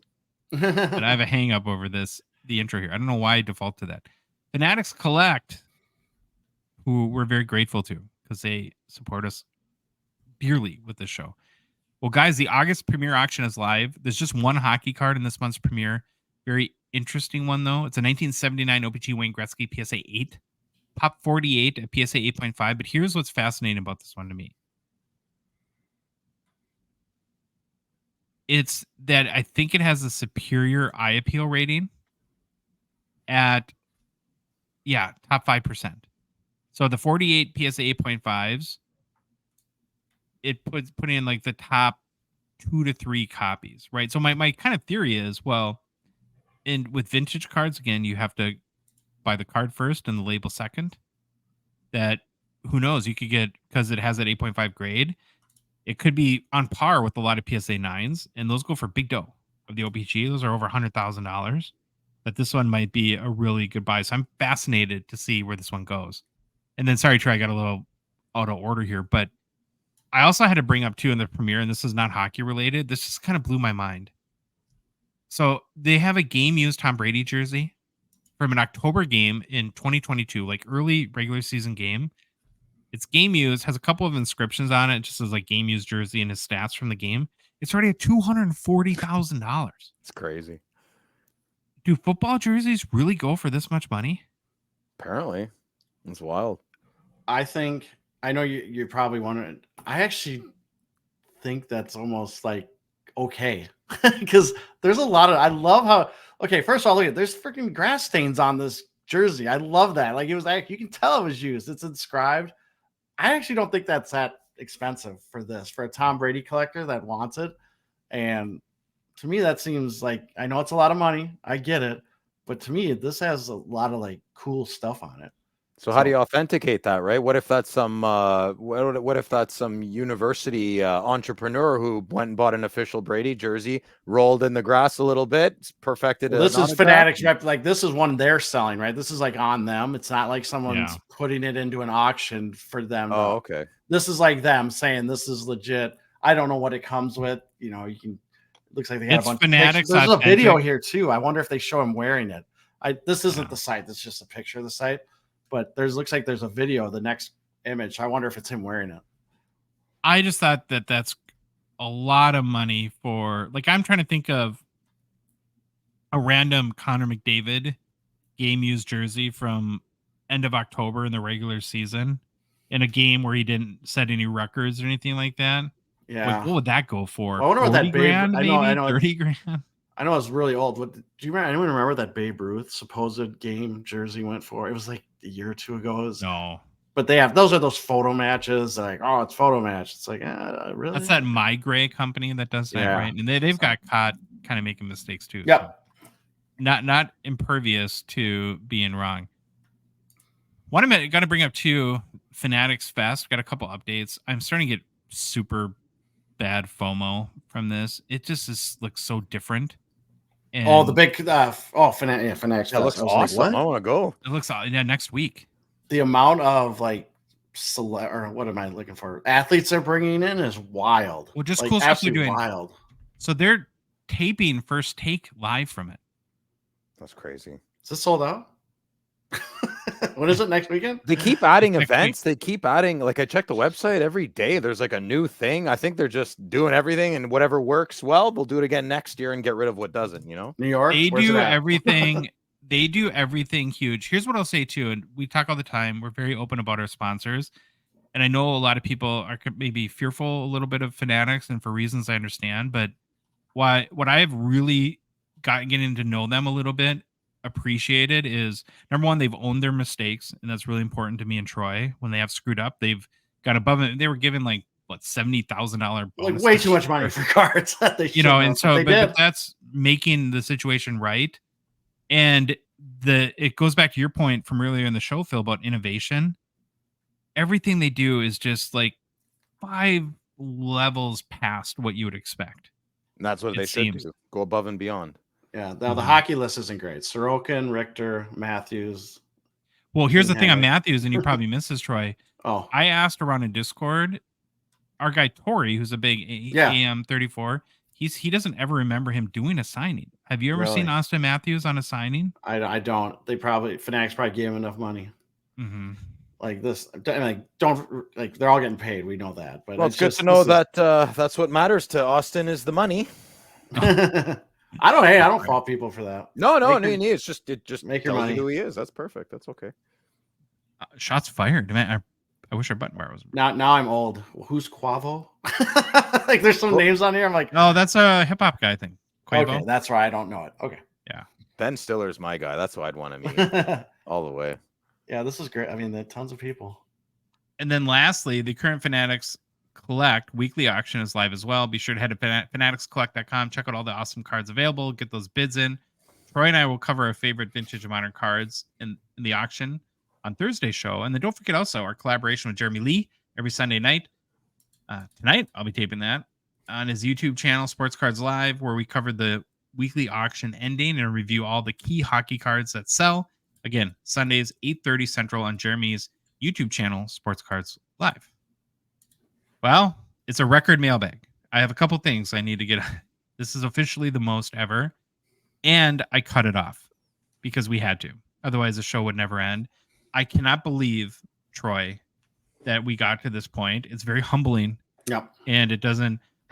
When we had the idea to do a mailbag, Phil, the number one thing I was terrified about is say we're going to do mailbag and nobody sends a question. And us, per usual, Us begging our friends, please write in a question. Mom, ask me a question on the show. And to think that we've gotten to the point where we literally can't do every question is crazy to me. If we missed your question, I am sorry. It is not because we don't want to do it. I'm keeping a list so that if we are lighter, that we'll just kind of add it to next week. And in the future, I guess as a challenge to everyone out there, make sure you ask like the best questions that we just can't avoid answering because it's going to look competitive. And then I think, Troy, you made the point earlier, which we should share too, because people that support our show, we kind of give priority to people that ask questions through Patreon and our Discord. And hopefully everyone understands why we do it that way. But we're going to roll into it because we got a lot of questions. From X Detroit Sports 30, he says, any ideas on the 2019 SB Authentic Draft autos on Yager and Matthews? They aren't on the checklist. So these are like sign of the times draft cards. And they're 2019 SB Authentic, but they're not on the checklist because they were update cards in 2020. So if you ever have cards that are like, wait a minute, this card is 2020 Ultimate or 2019 SBA, it's on the checklist, go to the checklist of the year after or even the year after that and check if they're an update card. It is super confusing. I don't know how Upper Deck could make it easier to find these. It is TCDB. That's like the best way to do it because you just find that card and it will then tell you what set it got released in. It's so hard to find some of these. There was a Pekka once. It took me, I bet 30 minutes to figure out where exactly this card was released. It was an update in a 3-year past, whatever. It was the card was 3 years old in the product it was in. I was just like, oh my gosh. Okay, this next question from Stells 20 is really smart, good, and I have to explain it right because once you guys get it, you'll be like, oh yeah. He says, shouldn't Upper Deck be making it easier for customers to use ePack and grade their cards through their chosen partner, ComC? Wouldn't they benefit from guaranteeing all cards, excluding thick cards, from ePack and sent directly from ComC to a grading company come back at least a PSA 9 or a PSA 8? Having to send them back to you and review before sending them into grading adds time to the process. What he's talking about here is we know, so card goes, you buy it on ePack, it's already at ComC, but gets transferred. They have the world's worst photos, and then you have the option to send it into grading. But the photos are terrible. So you can pay extra. You can pay extra. Yeah, you can pay extra if you want, but that's ridiculous. But even so as a consumer, it's like, what happens if you send that into grading because you don't get a great representation of the card through the photo, and it comes back a PSA 7? Well, that stinks. So would it be safer then to send the card back to you first, then back to them, so that you can look at it and assess it before? I don't think they'll ever guarantee. There's no way a manufacturer will ever guarantee a minimum grade on a card because they can't, because they don't have any input as to what PSA does or how good they are at their process, that's a non-workable solution. But it does point out, Estelle's does a very good job of pointing out a super inefficient and weird process, doesn't he? Yeah. Yes, for sure. It's a great idea. I'm with you. I don't think they'll ever guarantee it. I mean, I just wish Constantine would have bigger pictures. Like, it's not hard. We're in 2024. You can do it. Step up and they use don't your want money. to. Why would they give you better pictures by I know. when they're making money by offering it as a service? We live in that type of world. Well, right? that Compsy, it's one of those companies and one of those platforms where I really do like what they're doing, and they're a great place to go find cards, but they nickel and dime to death, and that drives me insane. Now, They're the let the free market work too. I get you. But. Sorry. I was just going to say, they're the anti-fanatics. Imagine if they innovated. Yeah. Oh, they my don't, God. How much they could dominate, but they use their 25-year-old technology and processes. Yeah. I have 408 cards and counting, waiting to be delivered. You know how scared I am? Terrified. You should ask, can you do personal pick? I wonder if you email and said, I don't know where they're at, but they don't even have a freaking phone number. They have a phone number, and then when you call it, they say, please send us an email. Oh! They're in Washington, Troy, because I think Washington they're State. Oh, yeah. Microsoft people. That makes sense. Redmond. Yep. You're going to have like faults and stuff are big. You're going to have like a $200,000 duties bill. No, I will take a duty on their front step if they give me a duties bill. So, anywho. Did you guys, so speaking of like crazy, this is going to make you feel better about Canada. Did any of you guys check the Timu Solani interview on Spin Chicklets? No, I saw a little bit of it. So one of the stories that he told there was that in Finland, when you get like a speeding ticket, the amount you pay is based on your income. Yeah. He got pulled over doing 72 and a 55 and had $150,000 US speeding ticket. And he had to pay it. Oh my God, I love it. Yeah, it's leave it at that. We're gonna get like mailbag or socialism and all that stuff. We step back. Well, my sales manager did $5,800 worth of speeding tickets last year with our street cams now. Yeah. If you do 12 kilometers over, you get a ticket now. Wow. Okay, we're gonna move on. Instagram, fan of New York Rangers. What's your favorite insert set, non-outdoor game used? So it can't be outdoor game used from the 90s. I'll go first. Mine is a 1997-98 Donruss Preferred color guard set. I'm a sucker for die-cut cards. Love the shield design, the photos used, and how it gives off a nice shine. Also numbered only 1,500. This was an 18-card set of the NHL's top goalies like Richter, Waugh, Brodeur, and Cujo. I'm sure Louis is looking up Brodeur right now because he loves Brodeur. So you guys got a favorite set? Phil, we'll let you go first. I would like to say this is a great set, the 97-98 Donruss Preferred color. It's awesome set. I love this question. I have a few, but I'm going to go right to my favorite. Right to my favorite, the Z Team, Pinnacle, 95-96, 18 cards. The back of the card, Troy, you would be quite impressed. It's very epic. I think you should look it up. Good. It's my favorite now, too. Okay, good. Yeah. So the Pinnacle 95-96 Zenith Z Team. I think there's 18 or I should have looked it up. It's 18 or 22 cards. Say it's 18 to 22, and it's got all the big boys. It was such a cool card to get. Very cool. Yeah. Blast from the Past is my favorite, but I couldn't go with that. I want to try and be different. I'm like any goalie card, any goalie mask card. I'm all in. I'm not the biggest 90s guy. I do like Pinnacle stuff. I've really come to like a lot of their kind of inserts that they've done. And I'm that I showed. What year was that? Was that a night? Was that 2000? That Beam Team. I think it was 2000. That was that doesn't count. I kind of like that one, but that doesn't count for the question. I went with 98 Bowman's Best Atomic Refractors. But yeah, I like that. I got a Yager Electrifying. I like those. You like the Alexia? I want to like them. I don't like the Electrifying. I can't like Jeremy Lee loves it. He's like, Phil, look at my Wayne Gretzky. I don't know why. I was like, wow, that's so cool, Jeremy. I didn't even like it. I love Electrifying, but that's 2012, right? Oh, is it? No, shows what I know. Okay, whatever Frank Porco says, I say it there. Run for the cup. Okay. Discord 86 collects hockey. Bobby Boy. Bobby's back. He says, can you try to explain the landscape of the hockey hobby changed after 2004 lockout? which resulted in an Upper Deck exclusive NHL deal in 2005 and beyond. Did Panini and Topps go exclusive after UD did, or had they already locked up their deals with their respective leagues? I have no idea how to answer this question. Yeah, I don't. I'm not either. even going to try to make it up.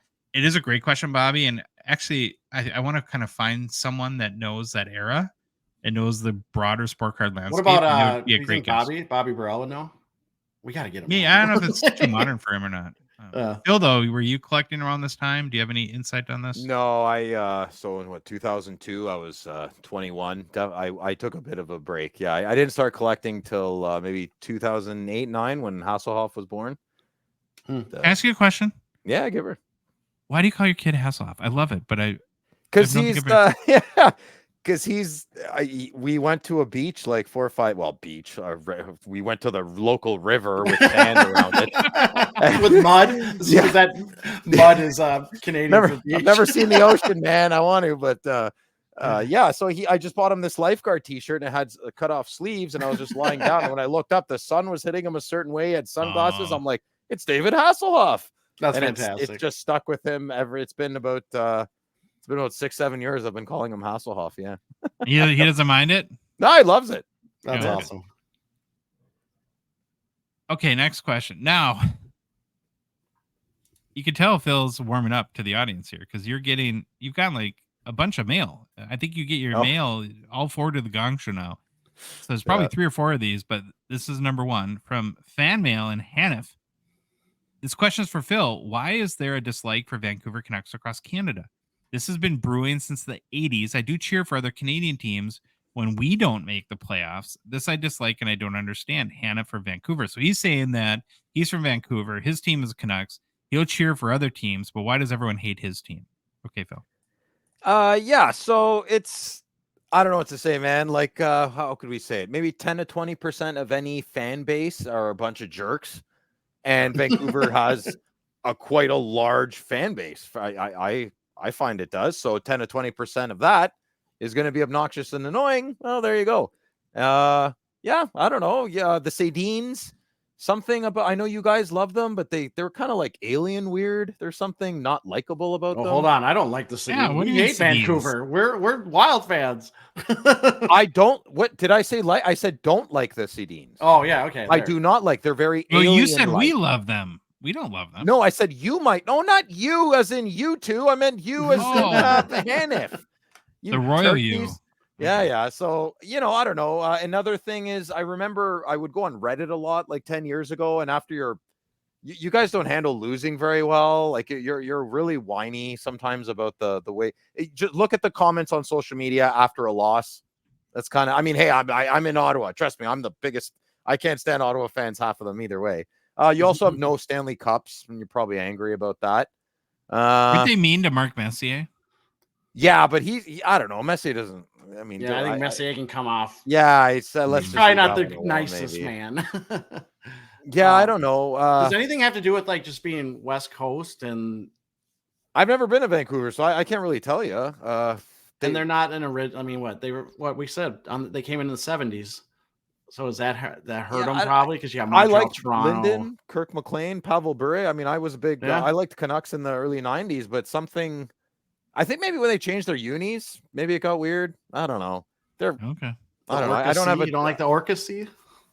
I don't have a specific answer. If you're just a good Vancouver fan, be strong like me. Just root for your team. Yell at the TV. You'll be all right. Discord KMM. I'm a seismic gold collector, so it's pumped to hear Josh say it's one of his favorite rookie types was the seismic golds. Can you elaborate a bit further, though, on why you're not a huge fan of autos on OPG Platinum? I think you mentioned that in last show. I don't have any autos of OPG Platinum cards, but I'm not against it. Was just curious.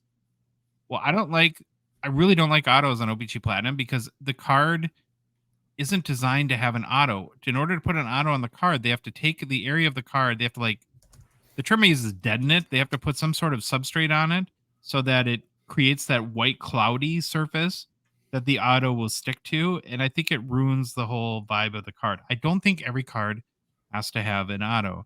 And autos do not stick to chromium cards. Like, I don't even really love the buyback OBG Platinums when they try to auto those. To me, the better seismic gold is the out of 50 non-anode, but I'm in a huge minority. I get it. And I wouldn't say you're a huge minority, Josh. I wouldn't say you're huge. I'd say maybe it's even close to 50-50 because my Emerald Brady Tkachuk non-auto cost me way more than my auto really, Brady Tkachuk Emerald. Oh, yes. About $400 difference. Discord, Adam Primo. This seems like a Troy question. I don't know what this refers to. Why did they take away the Curtis Curve goalie stick? What's that about, Troy? Here is a Curtis Curve if you're watching on YouTube. So basically with the Curtis Curve, it was the shaft of the stick where it meets the bigger part of the goalie paddle where it gets big on the stick. It had a curve. And you can see if you're watching on YouTube, it looks like a S or a small S curve. And what it did, it helped, like goalies used it a little bit for their leverage on passing and with stick handling. They could actually get a little more leverage, kept the stick a little bit flatter on the ice. But at the end of the day, it just seems like it was a little gimmicky and the goalies just got better. Now, where it was nice is to see how it's curved. The glove, when we're doing, like now they call it the turco grip, where the goalies turn their glove over. They don't hold it like a player. When they shoot the puck, the goalies actually put their glove hand over the stick. And it kind of sat in there kind of nice. But what a lot of goalies do now is they'll cut a notch out. They'll literally cut a notch out of the stick. And so their glove will fit right in there. And then they can do the shot pass stick handle. So I think the Curtis Curve, it was unique at the time, but I think it just another thing. It was like, well, maybe it's a little gimmicky and players got better, goalies got better, learned how to use not a Curtis Curve and did their own things. And, goalies are a weird bunch. They figure stuff out, but that's so it wasn't a rule thing. It just sort of, I don't think so. I don't think it's a rule thing. I it. think you can still buy them, or maybe you can't buy them anymore, but I haven't seen one for a long time, but I've never seen an actual rule made that you can't use the Curtis Curve. If that is a rule, then I apologize, but I've never seen it. Discord, Cigar Scott. Another question for Phil.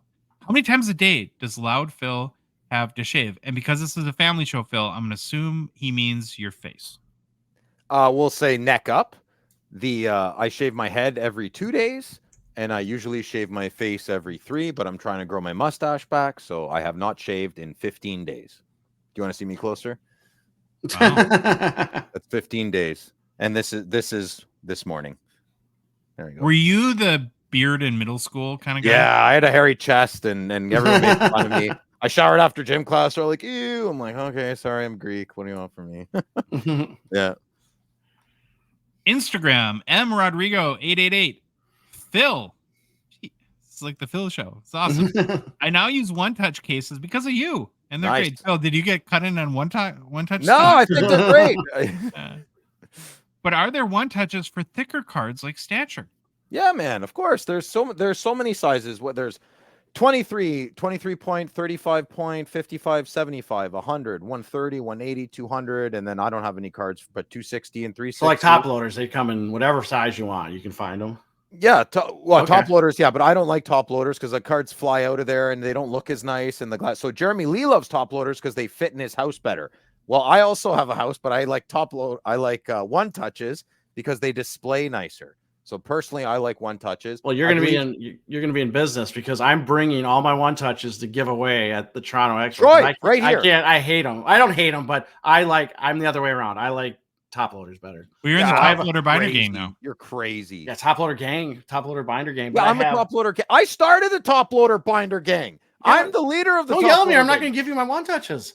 No, because I want that. Yes, you will. Okay, no. So I don't want your one touches if they're scratched up, though. I appreciate. No, they're not. I throw those away. Those are dumb. Yeah. I even talked to Louis into getting a top loader binder. He never had one. Oh, really? I'm ordering my fourth top loader binder. Okay, we're getting away from Mr. Rodrigo. So Mr. Rodrigo, yes, you can use Stature. So if I'm not good with Stature, Troy should know, but he's a one-touch snob, so he's not going to tell you. I believe they're 130s and 180s. For the patch cards, you're saying I don't have any accessible in my wingspan here, but they bring it to your LCS. There's a lot of guides online. You can look. You can literally put your card right up to your screen. BCW has a guide. BCW, there you go. Print out the little paper. And you can hold your card up to it. Yeah, there. It's good. See, I bought the BC, or was it BCW? Yeah, the BCW like variety pack. So I have basically at least every point test it. top loader. Yeah, I have them all just to try it out. Do you like the BCW slabs? I'm back and forth. like Sometimes the top I like loaders? them. I like no. You don't They're like the the only ones that sold like the whole variety pack, so that's why I bought Cancel Oh, that okay. sponsorship call next Yeah. week. Well, I like the whatever. What is it? Cardboard gold or whatever. Those are nice. Ooh. I like Ultra Pros. I find they're all pretty similar. I mean, Yeah. I like what's the most clear and I can see my cards. That's why I like one touches personally. Yeah. We should make one-touch parallels or top loader parallels that are numbered. Okay, Facebook, Andrew Shee. What other sports cards, non-hockey, do you collect? What is your ultimate grail card? Troy, you collect everything. So we'll see. So for non-hockey but other sports cards, so I do collect very little baseball. It has to be Kent Herbeck from the Minnesota Twins, or I've started Byron Buxton. I've actually got into. I got one right here. See, like Byron Buxton 101 that I got. But then Your humility is your best part. yeah, and any other Twins cards that look cool, I might make an offer. Listen, it's like 98% hockey to 2% baseball. I do like WWE. I'll buy wrestling cards that I like if I see them. But again, that's the other like 0.5% of my collection is wrestling. Are you guys no, near the... Sorry, Josh, go ahead. Oh, go ahead, Phil. Are you guys near the Twin Stadium? Yes. Yes. Oh, really? So when I visit, we can go to see a baseball game? Oh yeah, we're like 25 minutes south. Fun, exciting. All right. Do you have an ultimate grail card? No, I think this could include hockey. Who, me? Or, yeah, you. Oh, I mean, I've always said like mine's pretty easy. I mean, you can find it. It's a PSA 10, probably Pelly Lindbergh. I've always wanted his rookie. That's your grail card? That's your... Yeah. Of all the cards you could ever get, that's the card you want? I don't know. I don't know. It's the one that You popped said in my Mike head. Bossy. Mike Bossy rookie would be good, but There I'm you not go. going to afford that anytime soon for a PSA 10. Yeah, I'll go next. Oh, sorry. I thought you were done. I don't really collect anything else anymore other than hockey. I just don't have time. My ultimate grail card, I had to think about this. I think seeing it at the National kind of made me covet it again. The 97-98 retro gold PMG for Kaprizov, which was in 2020 metal. I would love that card. I would never pay for it though, so I'll probably never get it because it would. I think spending $20,000 or whatever it would take on that card is kind of crazy. Do you know who owns it? It was for sale at the National because Jeremy Lee took a picture of it and sent it to me. Ooh, let's go find him. Let's see what we can do. Yeah, it's like that to me. That's not. I don't know. That means maybe roll up with your that's big not a grail card. card. Like that's just out of my range. So I don't even think about it. Like there's tons of cards I'd want that are in that range, but that's not. I don't know. Grail card seems limiting to me. Before we get to Phil, we're gonna let Louis go here because Louis, you've got a pretty big. Want to talk about what you collect outside of hockey? Excuse me. The only thing out of hockey is Puckett's, the one and only Expo killer. Right, Phil? Yeah, it sounds good, Louis. Okay. How many Kirby Puckett cards do you have? Oh, I don't know. Over 1,000 probably. Are you serious? $1,000 or 1,000 cards? Did you buy the one that I sent you the other day? That screenshot, the score where he's got the bat behind his back there. Oh yeah, I got plenty of That's those. Favorite card, eh? Yeah. You ever run into Kirby at Redstone? Haha, good one. Yeah, that's a little inside Minnesota joke there. We'll move on. Is that Okay, a thanks, gentleman's Louis. club or? No, it's a restaurant. He got into trouble. You got in trouble there. Oh, surprise. Phil, what do you collect outside of hockey? Well, I'm glad you let Louis go first because I'm a big Expos guy, and Kirby Puckett just had our number. I don't. For a big Expos guy, I don't have that many Expos cards. I probably have about 50, and they're mostly of Tim Raines, Andre Dawson, Andreas Galarraga, Larry Walker. Yeah, so I don't know what's good and what's not though. I like Topps Tiffany, so anytime I see an Expos Topps Tiffany type of card, I like to pick it up. I would like to get an MMA. I'm a big George St. Pierre fan, and I like Khalil Roundtree. I'm scared to buy any MMA cards because I don't know what's good and what's not. So I'll probably ask Cartel at the Expo because he seems to be his finger seems to be on the pulse pretty good. And in regards to a Grail card, that one's easy. Well, I don't know. I think I screwed it up because you said a Grail card is limiting. I thought a Grail card means like if you have FU money. You know, like No, yeah, I guess. No, it's like what's your white whale? Isn't white whale Moby Dick? Anyway, so it'd be a Gretzky 09-010 exquisite autograph, not to be confused with the 2021. I want him wearing the blue jersey from 09-10 that it was produced. Yeah, you know what I mean. Yeah, that's what I want. Facebook, Ryder Smith. Talk about these Population 1 cards from Flagship having more than one print per card. Yeah, so if anyone's not familiar, for 2023-24 Series 1 pop count cards, there are, I think, 2 at least Population 1 count cards. As it was a mistake by Upper Deck, they seem to have corrected it going forward. That being said, I wouldn't buy any Pop 1s from Series 1. That's too risky. And then I do think, going forward, it probably hurts the value a little bit because it creates a question or doubt in people's mind. And so very unfortunate because these cards have been a pretty big hit with collectors. And when you kind of have a new card that pops off, that's sort of the last thing you want, I think. What do you think, Phil? I can tell you what happened. I was very excited to find the Brady Tkachuk 101, and then I found out there was, who was it? Saw Kyle Connor, I think. It was 2 of them. I'm like, I'm staying away. So, and I haven't revisited the topic. Too bad. I really like the card, but I'm going to stay away from it for now. What about you, Troy? Oh, I wouldn't touch it. I'm not even a big. I like pop counts, but pop 1s don't do anything for me. Facebook, for the Win Sports Cards, can you do a segment on cross-border shipping, duties, taxes, shipping costs, differences both ways, and best practices? Maybe try to get an expert like the guy from Ship My Cards. I think that's a great idea and something we can work on, but we would probably need an expert because it's super confusing. What do you think, Troy? You like that idea? I like that idea. I definitely like that idea because to me, I don't understand it. I just don't get it. I know we're the lucky ones in the U.S. It seems to be a lot cheaper for us, and Canada kind of gets screwed. So I want to know why. Blame Canada. Well, I want to know why. I want to know why. How can we help our Canadians? Is there a way to minimize those costs? Should we start a GoFundMe for Canadians and shipping costs? Yes, you should. For the Win Sports Cards, I'm going through this right now. I have over 400 COMC cards. I want desperately to get delivered. What do you have 400 of? Oh, COMC. Sorry. Thank you. COMC. I don't know why I can't say the 4 letters, but the COMC.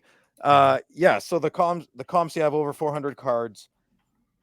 I've sent cards in the past and I've never had a problem. My very last shipment, upon exiting on the website, it said, some of your cards are not stored in the same location. I said, I don't care. And I just clicked a bunch of things. And then I got a bill over $400 to pick up my cards from duties. And it was 2 different separate packages. And I don't know what happened. Sylvain seems to think he knows exactly what happened. But then I re-explained it to him and he said, oh, I didn't know you had to click that. And so I emailed the guy. Or a guy, and he said next time you have a big order, email me and I'll guide you through the process. So was that a guy at COMC? At COMC, yeah. Absolutely ridiculous that you have to do that. Absolutely ridiculous that you have to email a guy to walk you through it. That's ridiculous. See, that's another thing. COMC, again, great site. It's just right there. But then they have all this other asinine stuff. Well, the ground, right? Like they want to prepay your shipping. And then, so one of the two packages from COMC that was DHL delivered. And they called me and they said, hey, do you want to broker the package? I'm like, what the heck is going on? I'm not brokering. I'm like, I'm waiting for my COMC. But one came from Vancouver. One came from the States. Just, it hurts my brain, man. I don't want to be stressed out like this. Just mail me my cards, tells me what it cost. And that's what I want it to be. But we're not there. So for the Win Sports Cards, I have no idea, dude. I'm terrified, man. I'm terrified. I just bought a Bedard card off COMC yesterday too. That upped the price. Oh my god. They're gonna charge me like $3,000 customs if they get me. Instagram, Mr. Gretzky 9966. Best hockey cards of the 1970s. Well, that's a big question. So I just gonna list some of mine in order. You got the 79 Gretzky, of course, 71 Lafleur, 78 Bossy, 76 Trottier, and 74 Potvin. I guess that makes me an Isles fan. So, yeah. Bossy. There you go. Phil. 1973 OPG Guy Lafleur. He looks so happy. Yeah. Nice. He represents the time and the culture. It is a cool card. That is just a cool card. The Dryden's pretty sweet too of that year's. Instagram, Rico Cards. Are there any players or storylines that you're looking forward to that will possibly influence the hobby in the upcoming season? We're going to start, Rico, our 2024-25 season previews probably at some point next month. But I'll give you a little teaser. Here's what I've been thinking about. The possible redemption stories for 2024-25. We had a number of guys that didn't have like the greatest season last year. So I'm thinking like Tage Thompson, Cole Caulfield, Trevor Zegras. Like, which one of these guys that have hobby relevancy do we see bouncing back? But Tim Stützle. Yeah, Stützle would be another one. Phil, what do you got an answer to this? Yes, I'm very, very, very excited for my Ottawa Senators because they're going to be a juggernaut in the making. We fixed up until the back November end. 1st. Oh, we're going to come out of the gates flying. Please. Okay, I really hope so. Troy, anything you're looking forward to? Just how many games in before I totally write the Wild off? 1 or 2? I don't know yet. Come on, guys, be positive. It's going to be a good year. We can't. We got no money. We keep blaming our. Oh, we got this money. We bought out Suter and Parisi. But wait, I did that as the GM. Oh my God, I'm so bootstrapped by these previous deals. Just shut up. Let's go. All right, go Sens. Figure it out, man. Figure it out, Garen. I mean, I like Garen. I'm rooting for him. But stop blaming the whole buyouts. Do you guys sell out your games? Do you sell out your home games? Yeah. For 25 years, we did. Yeah, that's good. Discord, California Dave. Since you've been tracking ROI on hobby box openings, what products have you found to give the best and worst consistent ROI? Nothing. It's all bad. All bad. It's not scientific the way we track it, Dave. We don't have any like aggregate stats, but like we said earlier in the show, there's nothing that it has like consistent positive ROI. But if you're looking for an answer, I would say like lower price point products that are $200 or less, where there's good hit potential in them, like 2021-22 ice, which we mention all the time. Very cheap. I was getting boxes at the National for $60 US, and there's 3 hit avenues. So it's those Parker's Champions, another one, less than $100 a box now. On card autos, memorabilia. You have to find one-off instances like that and specific years. I think I don't know if there's like a product that across the board is known for that. What, do you have anything to say on this one, Troy? No, I mean that's Parker's Champions ones that came out. I think Stature like 2020. Yeah, Stature's. They have some good ones that you can find. But yeah, but at the end of the day, it's nothing. The only thing I would say about Stature and products of that ilk are these 1-pack boxes where there's 5 or 6 cards. Yes, it's very, very. Yeah. You're banking on one major card out of 5 to be good. Yeah, I always liked OPG paper, but entertainment. It's for entertainment. We've always said, like OPG paper. We always said you probably could make your money back if you want to take the time to sell 800 cards. You can get a lot of cards in an OPG paper box, but. Instagram, Cam's Hockey Cards. Would buying a box of SPX for $250 Canadian be the worst hobby mistake this year? Well, I don't know about that. It's not the way I would choose to spend $250 Canadian on boxes. I think I'd take a box of Extended Series or a Lure over SPX, and you would even pocket a little money. And it's all relative, right? If you bought a box of SPX and pulled the big Bedard, you would probably think differently. But I think it's going to be very tough in general to get a lot of value out of SPX. That's just my opinion. Spend an extra $50 and find yourself a Bedard Young Guns. There you go. Yeah. You could buy 3 boxes of Parker's Champions. Yeah, that's true. Oh, sorry, I'm going US. They're $80 US. Sorry. Yeah. Probably 2 boxes. I think at the Expo they'll be $100 a box. Less. I mean, I got that case for 60. What was it? 67 a box. Troy, we got that case. We got that case. I'm going to be right there with you, buddy. Instagram, Cam's Hockey. No, that's one we just said. Instagram, Ray Bork card collection. Pavel Bure won the Calder and the Rocket Richard Trophy twice. He was a dangerous player in his prime with killer speed. His card prices, though, are crazy high versus players who have more accomplishments. Do you have any thoughts on this other than he's beloved by European collectors? I don't know. You're talking about the 1 year sort of hobby market boom of Bure. I think it has to do with people being interested in his era first, and that maybe he's a little underappreciated. I know he's always had a very small but crazy competitive collector group, and people have been very competitive for his cards. I don't know though. I don't know if there is like just a single answer to questions like this. It's part of kind of what makes the hobby cool.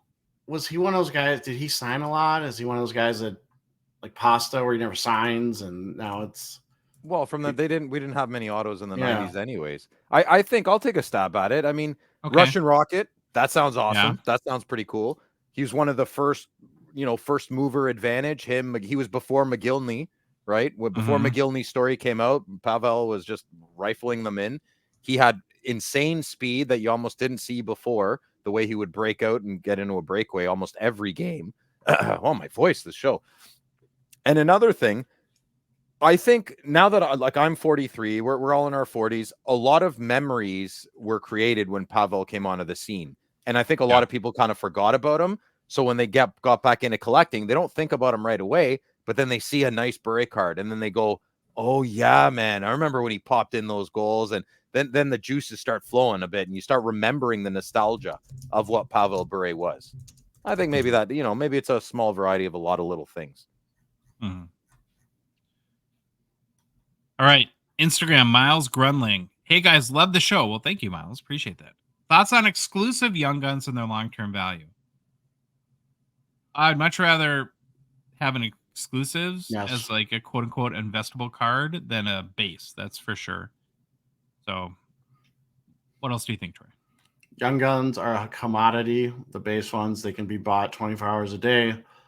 I would much rather have, like you said, an exclusive one or something with a little more rarity to it. Bill? I'm a big high gloss exclusive guy forever and always. So yes, my thoughts are very high and prestigious on high gloss and exclusives. Instagram, Tap Out Taz 9. Why is hockey treated like a redheaded stepchild? Have you ever seen any other company besides Upper Deck and Leaf? I don't understand why people put so much into licensing.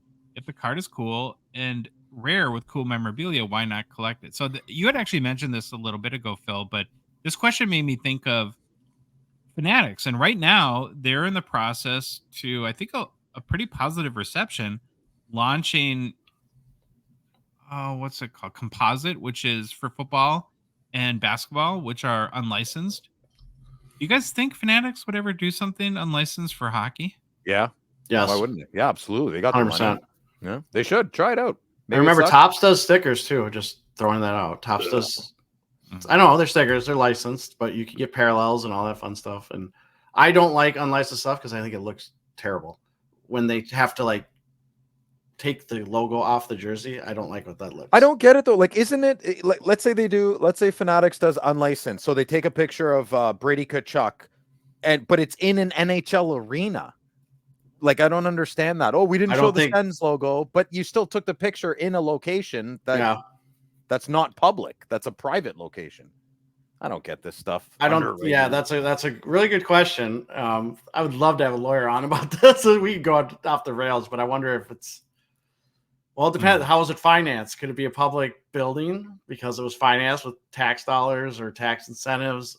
Yeah, we could go down a whole different route, but yeah, with the logos, it makes sense. I get it. That's owned by the NHL, right? The NHL. In general, I don't like unlicensed product, and I don't think I own one unlicensed card that I like. And I'm not saying that door is closed. I just haven't seen it yet. Yeah, the ones I own are Leaf. They're like maybe like 4-player autos, but it's a small picture of usually a head and then the auto.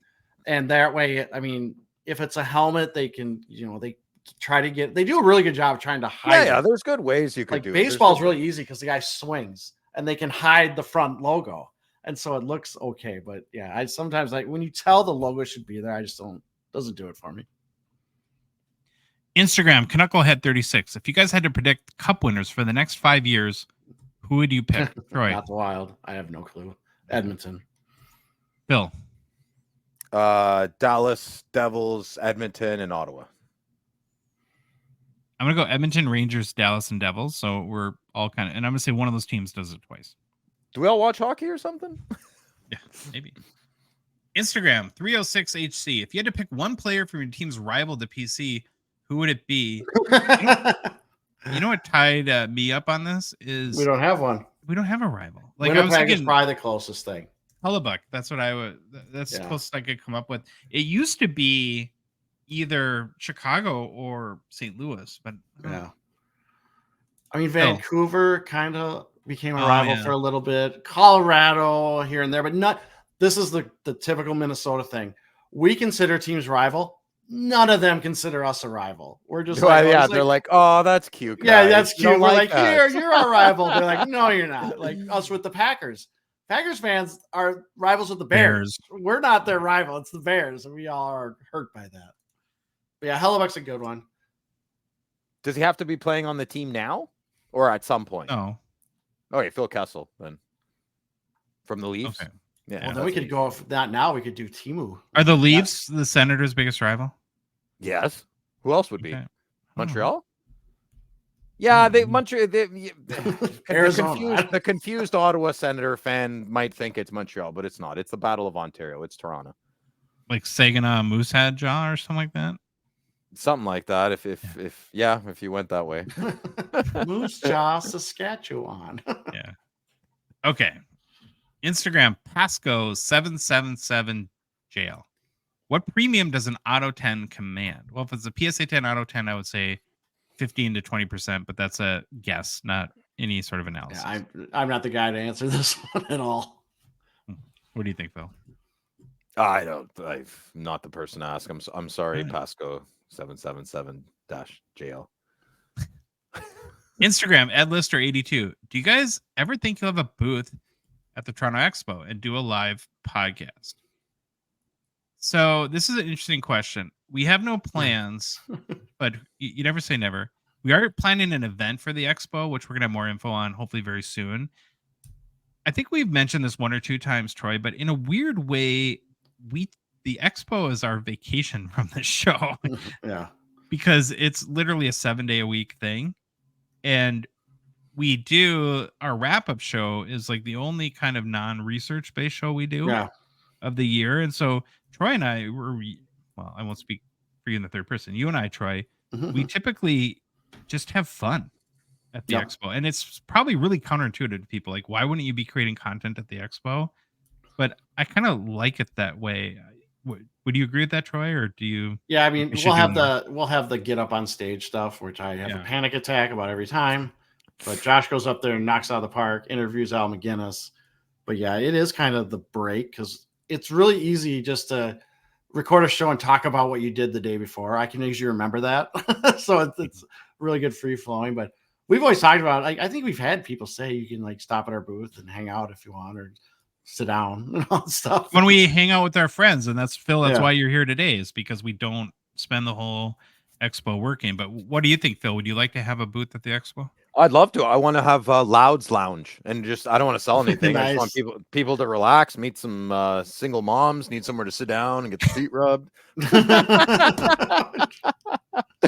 Yeah, just somewhere to chill and relax, because there are places to sit, but I'd like, put some plants up. Well, new configuration this year. I'm curious what the new they got a new hall, right? Yeah. The connector's gone, that hallway, so we'll see. Okay. Next one. Where am I? I lost myself. Oh, Instagram, the sports card journey. You and I share an appreciation for the 2021-22 Ultra set, especially the medallions. Have you ever seen a black 101 in person? I've only seen poor scans of it and can't tell if it's actually a good looking card. Thanks again. Love the show and all the work you put in. Appreciate that. I have not seen one in person. Would love to. I would really love to see the Kaprizov Black 101 in my top loader binder. That'd be amazing. Have you guys ever seen? No, I have not. They look sharp though. Instagram, Photoworks.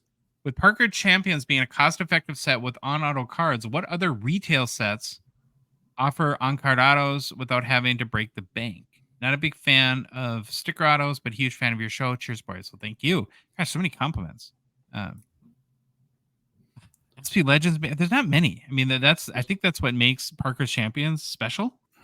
in that regard. I forgot they had retail blasters of it. That's what it was. Yeah, I don't know if he means retail in that regard, but just or just more something like you can buy. Yeah, something you can buy that's at a lower price point where you get on-card autos versus stickers. You want a little trick? Photo Works. Go to ComC, click hockey, and just type in auto.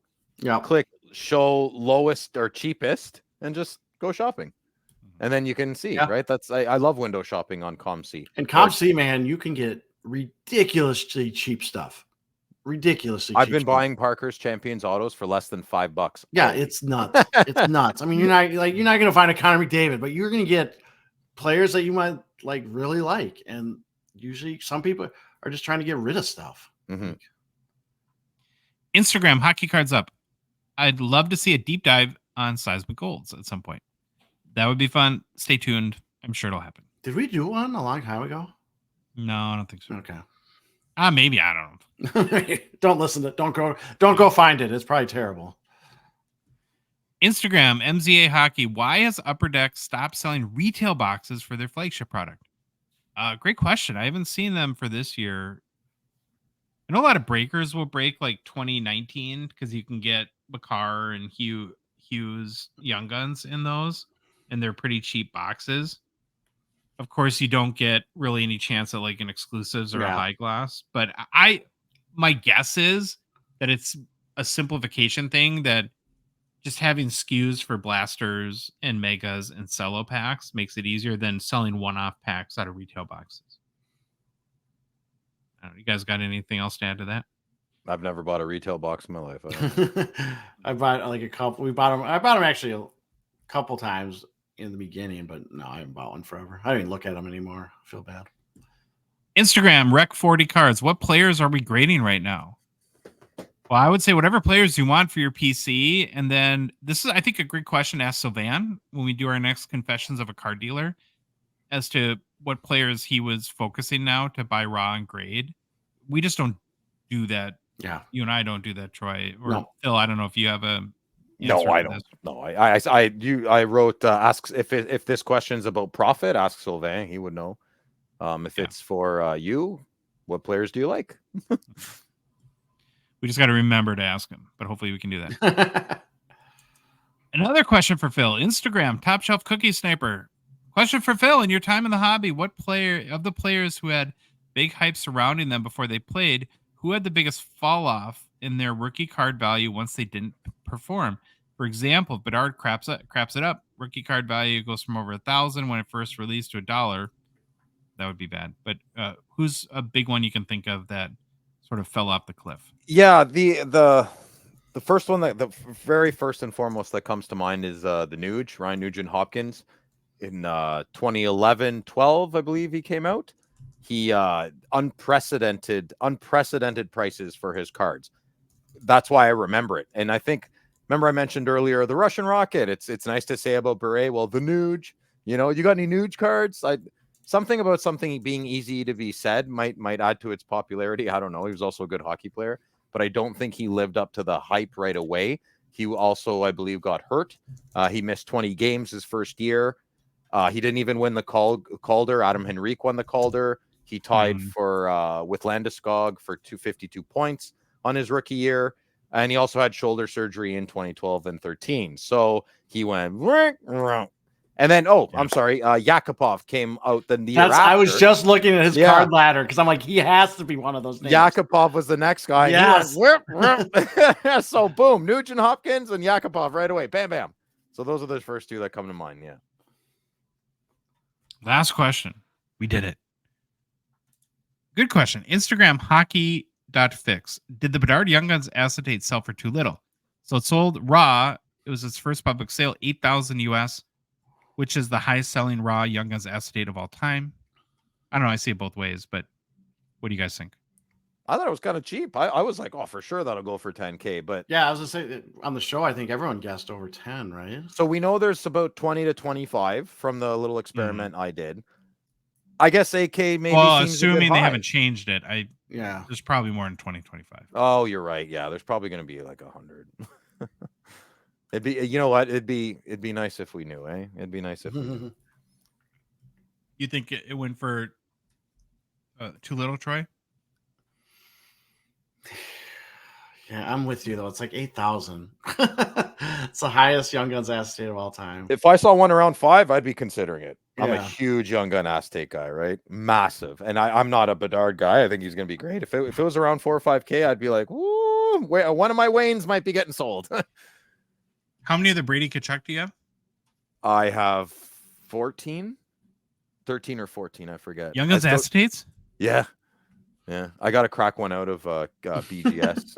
I think it's 14. Yeah. Cause I forgot I have to crack it out. Yeah. Wow. So I made a post on Facebook asking who else. I had to be careful I worded it though, right? Because if you word it, who has a Brady Tkachuk? I didn't want people to think I'm hunting for them. What I am. I just wanted to know who has them. So I think 7 people responded. I tracked, including my 14 or 13 at the time. I tracked it up to 21. I just wanted, when I hit 20, I'm like, please, I need somebody else to pop up. And someone did. So there's 21 Brady Tkachuk acetates that I have tracked. Yeah. Have you ever ran across one for sale and not bought it? Yes, but then I circled back and bought it. I was like, $800. You're crazy. I'm like 7. He's like, no, man, I'm not budging on 8. I'm like, okay, later. I drove home and drove back same day to the card show. Yeah. Whew. There we go. Personal pickups. We all 4 of us have personal pickups. I'm very excited about that. So, Troy, First for one. our tradition, we're going to start with you. All right, here it is. If you're listening, 2006 Upper Deck SP Game Used Mark Parrish inked sweater jersey auto out of 100. And I don't see Mark Parrish autos very often. It was in Slab Sharks auction, so I bought it. Add into the top loader binder of Minnesota Wild / Minnesota North Star players. Wait, do you have this card right now in your hands though? No, it's coming. So how do you pick it up? How is this a personal pickup? Because I bought it. Yeah. All right. Same with this one. Ooh. This one, shout out to Discord member Adam Primo, who kind of alerted me to this one. Now, these are out there, but this was a really nice copy. And it took me a sec. It's a 2015 OPG Platinum Retro Rainbow Gold Pecorine out of 149. You know, he sent it to me, and I was like, wow, that looks really nice. And then I had to go to my spreadsheet real quick and like hunt through and make sure I didn't already own it, because at the end of the day, I don't even know what card. When you get in these middling year ones, I'm like, I don't know if maybe I have this, but I didn't. And so I bought this one, you know, less than $10. It was like 9, 8, something like that. But it looks fantastic. It looks in really nice shape. So can I tell you why I'm better? Pumped. What? How many times do you think I sent this card to you and said, have you? Yeah, like 4 times. Was it cheap? It's the same. This was a really nice copy, though. I don't think it's expensive. Just hurts my feelings. You love Adam Primo more than me. That's fine. That's fine. I give our Discord members. I'm sure Adam's a great guy. It's fine. It's fine. I'll get over it. I probably half the time I don't see half the stuff sent to me, anyways, because I'm as the older I get, the less enthralled I am with this device and all the messages and stuff, and I just clear them and I don't even read them anymore. Yeah. So now you not only don't take my card advice, you disregard my messages. This is getting just better and better. It's Josh again. I'm talking to Adam. What do you want, Josh? I'm in jail. I need bail. I want to go back to the beach. I want to go back to the beach. Bill, your turn. Personal. Yeah, I only have one, and I got it today. Yeah, look at that, baby. I'm not a big limited logos guy. Oh, I did it with the selfie, eh? Yeah, so like I gotta flip it. You gotta flip it. Yeah, sorry. Right. We know what it says. Pretty good. We know. Yeah, but it's a beautiful limited logos. It's got the crest of my Sens on it, and it's got all those letters on it, the Latin stuff. I don't know what's going on down there, but I'm not a big. I'm actually trying to sell my other limited logos, but I've never seen a patch like this, so I picked it up. That was. Why don't you like limited logos? I don't know. I wish I did. I don't mind them. I'm not as collection heavy as friend of the show Mitch Grotman is, but you know, that's his wheel. I would prefer a good high gloss or exclusive than a limited logo. It's weird. I don't know. Okay. It's nice. Baba Louie. Hey. Personal pickup time. What do you got? I grabbed a 2012, 2013 Panini Classics Signatures Neil Broughton. Just something to add to the Wild North Stars wall or top loader binder. I haven't decided where it's going to go yet. How many Neil Broughton autos do you have now? Oh boy, I don't know. Probably 5, 6. Oh, nice. I like this card. Very nice. Good looking auto too. Good pickup. All right, and then I actually had kind of a big week. I haven't bought much lately. So I picked up the 2021 Fleer Ultra Kaprizov Medallions, a Titan Achievement. It's out of 75 raw. I'm kind of going for the rainbow. Don't have this one. Probably not my favorite color in the rainbow, but yeah, hopefully it's in good condition. Got it on ComC. Then I went on a little bit of a Panini Select Silver Prism run. So for all from 2013-14, I picked up the Ovi. I just think these are really nice looking cards. Beautiful card, Josh. Awesome card. Then I picked up the Pavel Bure. Oh, nice. Another great looking card. And then finally, Sidney Crosby. Whoa, good card. Yeah. Can't wait to get these. Then the last one's a big one for me. All right, wait, hold on. You don't have these yet? No, Phil, sick him. No, well, again, what am I supposed to do? I don't know, because I thought the whole point of the show was to have them in your hands. Because no. So all three of you don't have any cards. I just want to be the only one getting yelled at. I'm the only one who got a card this week. Drama rocks the Hockey Cards Gongshow. I'm sorry, Troy. I'm sorry to single you out. I apologize. Oh, I'm so sorry. Okay, the big one I got, and it's the first card I've ever haven't gone through eBay authenticity guarantee, but I've been working on the 2015-16 OPG Retro Gold out of 149 set and all PSA 10 of the retired players. So the first 20 are retired. The big one is this one. It's the Gretzky. You want this one? If I want it, I wouldn't have sent it to you 4 times or you ignore me. So I'm very pumped to get this one. It's a Pop 7. Hard to find. It actually looks very well centered. Some of PSA has sort of loose centering standards on PSA 10. So if you're into this set, be careful on that. You can get ones that are a little bit off-centered. But I have a number of cards from both the retired and non-retired. So I have the Mario Lemieux, which I'm staring at right now, right in front of me. Audio. And Mike Bossy. Probably Patrick Waugh is the next big one I got to get. But Josh, didn't you pick this up when we were together at the expo? Oh, no, you picked a Seismic Gold. You picked a Seismic Gold, yeah. Yeah, the Gretzky Seismic Gold, yeah. Mm-hmm. That's good. I have a bunch of. I'll be getting rid of a lot of my slabs at the expo, so you boys can probably poach through my my Wayne Gretzky collection first. Why are you doing that? Because I don't want them. They're PSA 10s. No, I'm gonna keep the ones I want, the good copies, and if I just get them cheaper and raw and make a little bit of money to get more of what I want, then I'm happy. Yeah. So you want to sell us your crap? Is that what you're saying? Well, if you think like this is crap, does that look like crap? That's not crap. That's a banger. It's a PSA 10, yeah. So well, that has my name on it. So to put we'll see. I don't know. You put a little post-it on it, Phil. That was Troy. You're having a little microphone issue, headphone issue. That was Troy. Oh, sorry. Longest show ever, Troy? Yes, by far. Actually, does YouTube have a? Yeah, it's like by 20 minutes. No, 8 minutes, I think. Does YouTube have a time limit? You know what? That's a great question. I think they got rid of it, but I mean, they used to. But we couldn't even post. We recorded so long. That I'm gonna load this thing up with like 15 commercials in the first 20 minutes. So I did like a 9-hour live when I bought my first Pro set, so we're good. Okay. Oh, nice. Yeah. Okay. Baba Louie, any parting words? How's the new chair working out? You were kind of in a really janky chair last time. That was really bad. Really good. Really good. Comfy. Good 3.5 hour show chair. On Thursday, something to look for. Well, we have an interview scheduled with Alan from Waxstat, which I know, Troy, you're excited about. So that should be a good show coming up this week. Yep. If you like the episode, please leave a rating, review on Apple, Spotify, whatever. Bill's got a question. Hold on. Bill's got a question. Yes, Phil. I'm so sorry. I just wanted to say shout out to Art in Kempville. He's listening, riding his tractor, cutting the grass right now. Nice. That's it. Thank you, Art. All right, Josh, go. If you like the episode, please leave a rating and review on Apple, Spotify, whatever podcast app you listen to us on. If you love the show, how could you not? It's got Louie on it, and he's cute. you want to support us, want to chat with us on the Hockey Cards Gongshow Discord server, please consider a $5 a month donation. Join our $1.99 support level tier on Patreon. Link is in the show description, whether you're listening to us on a podcast app or on YouTube. It's also on our Instagram and TikTok profiles. You can find it on our website, hockeycardsgongshow.com, or on the Patreon website, patreon.com. Boys, we are on social media. We're on Instagram, Facebook, TikTok, Twitter, YouTube, and boys, the Hockey Cards Gongshow podcast is a production of Dogbox Ventures LLC. Have an amazing week.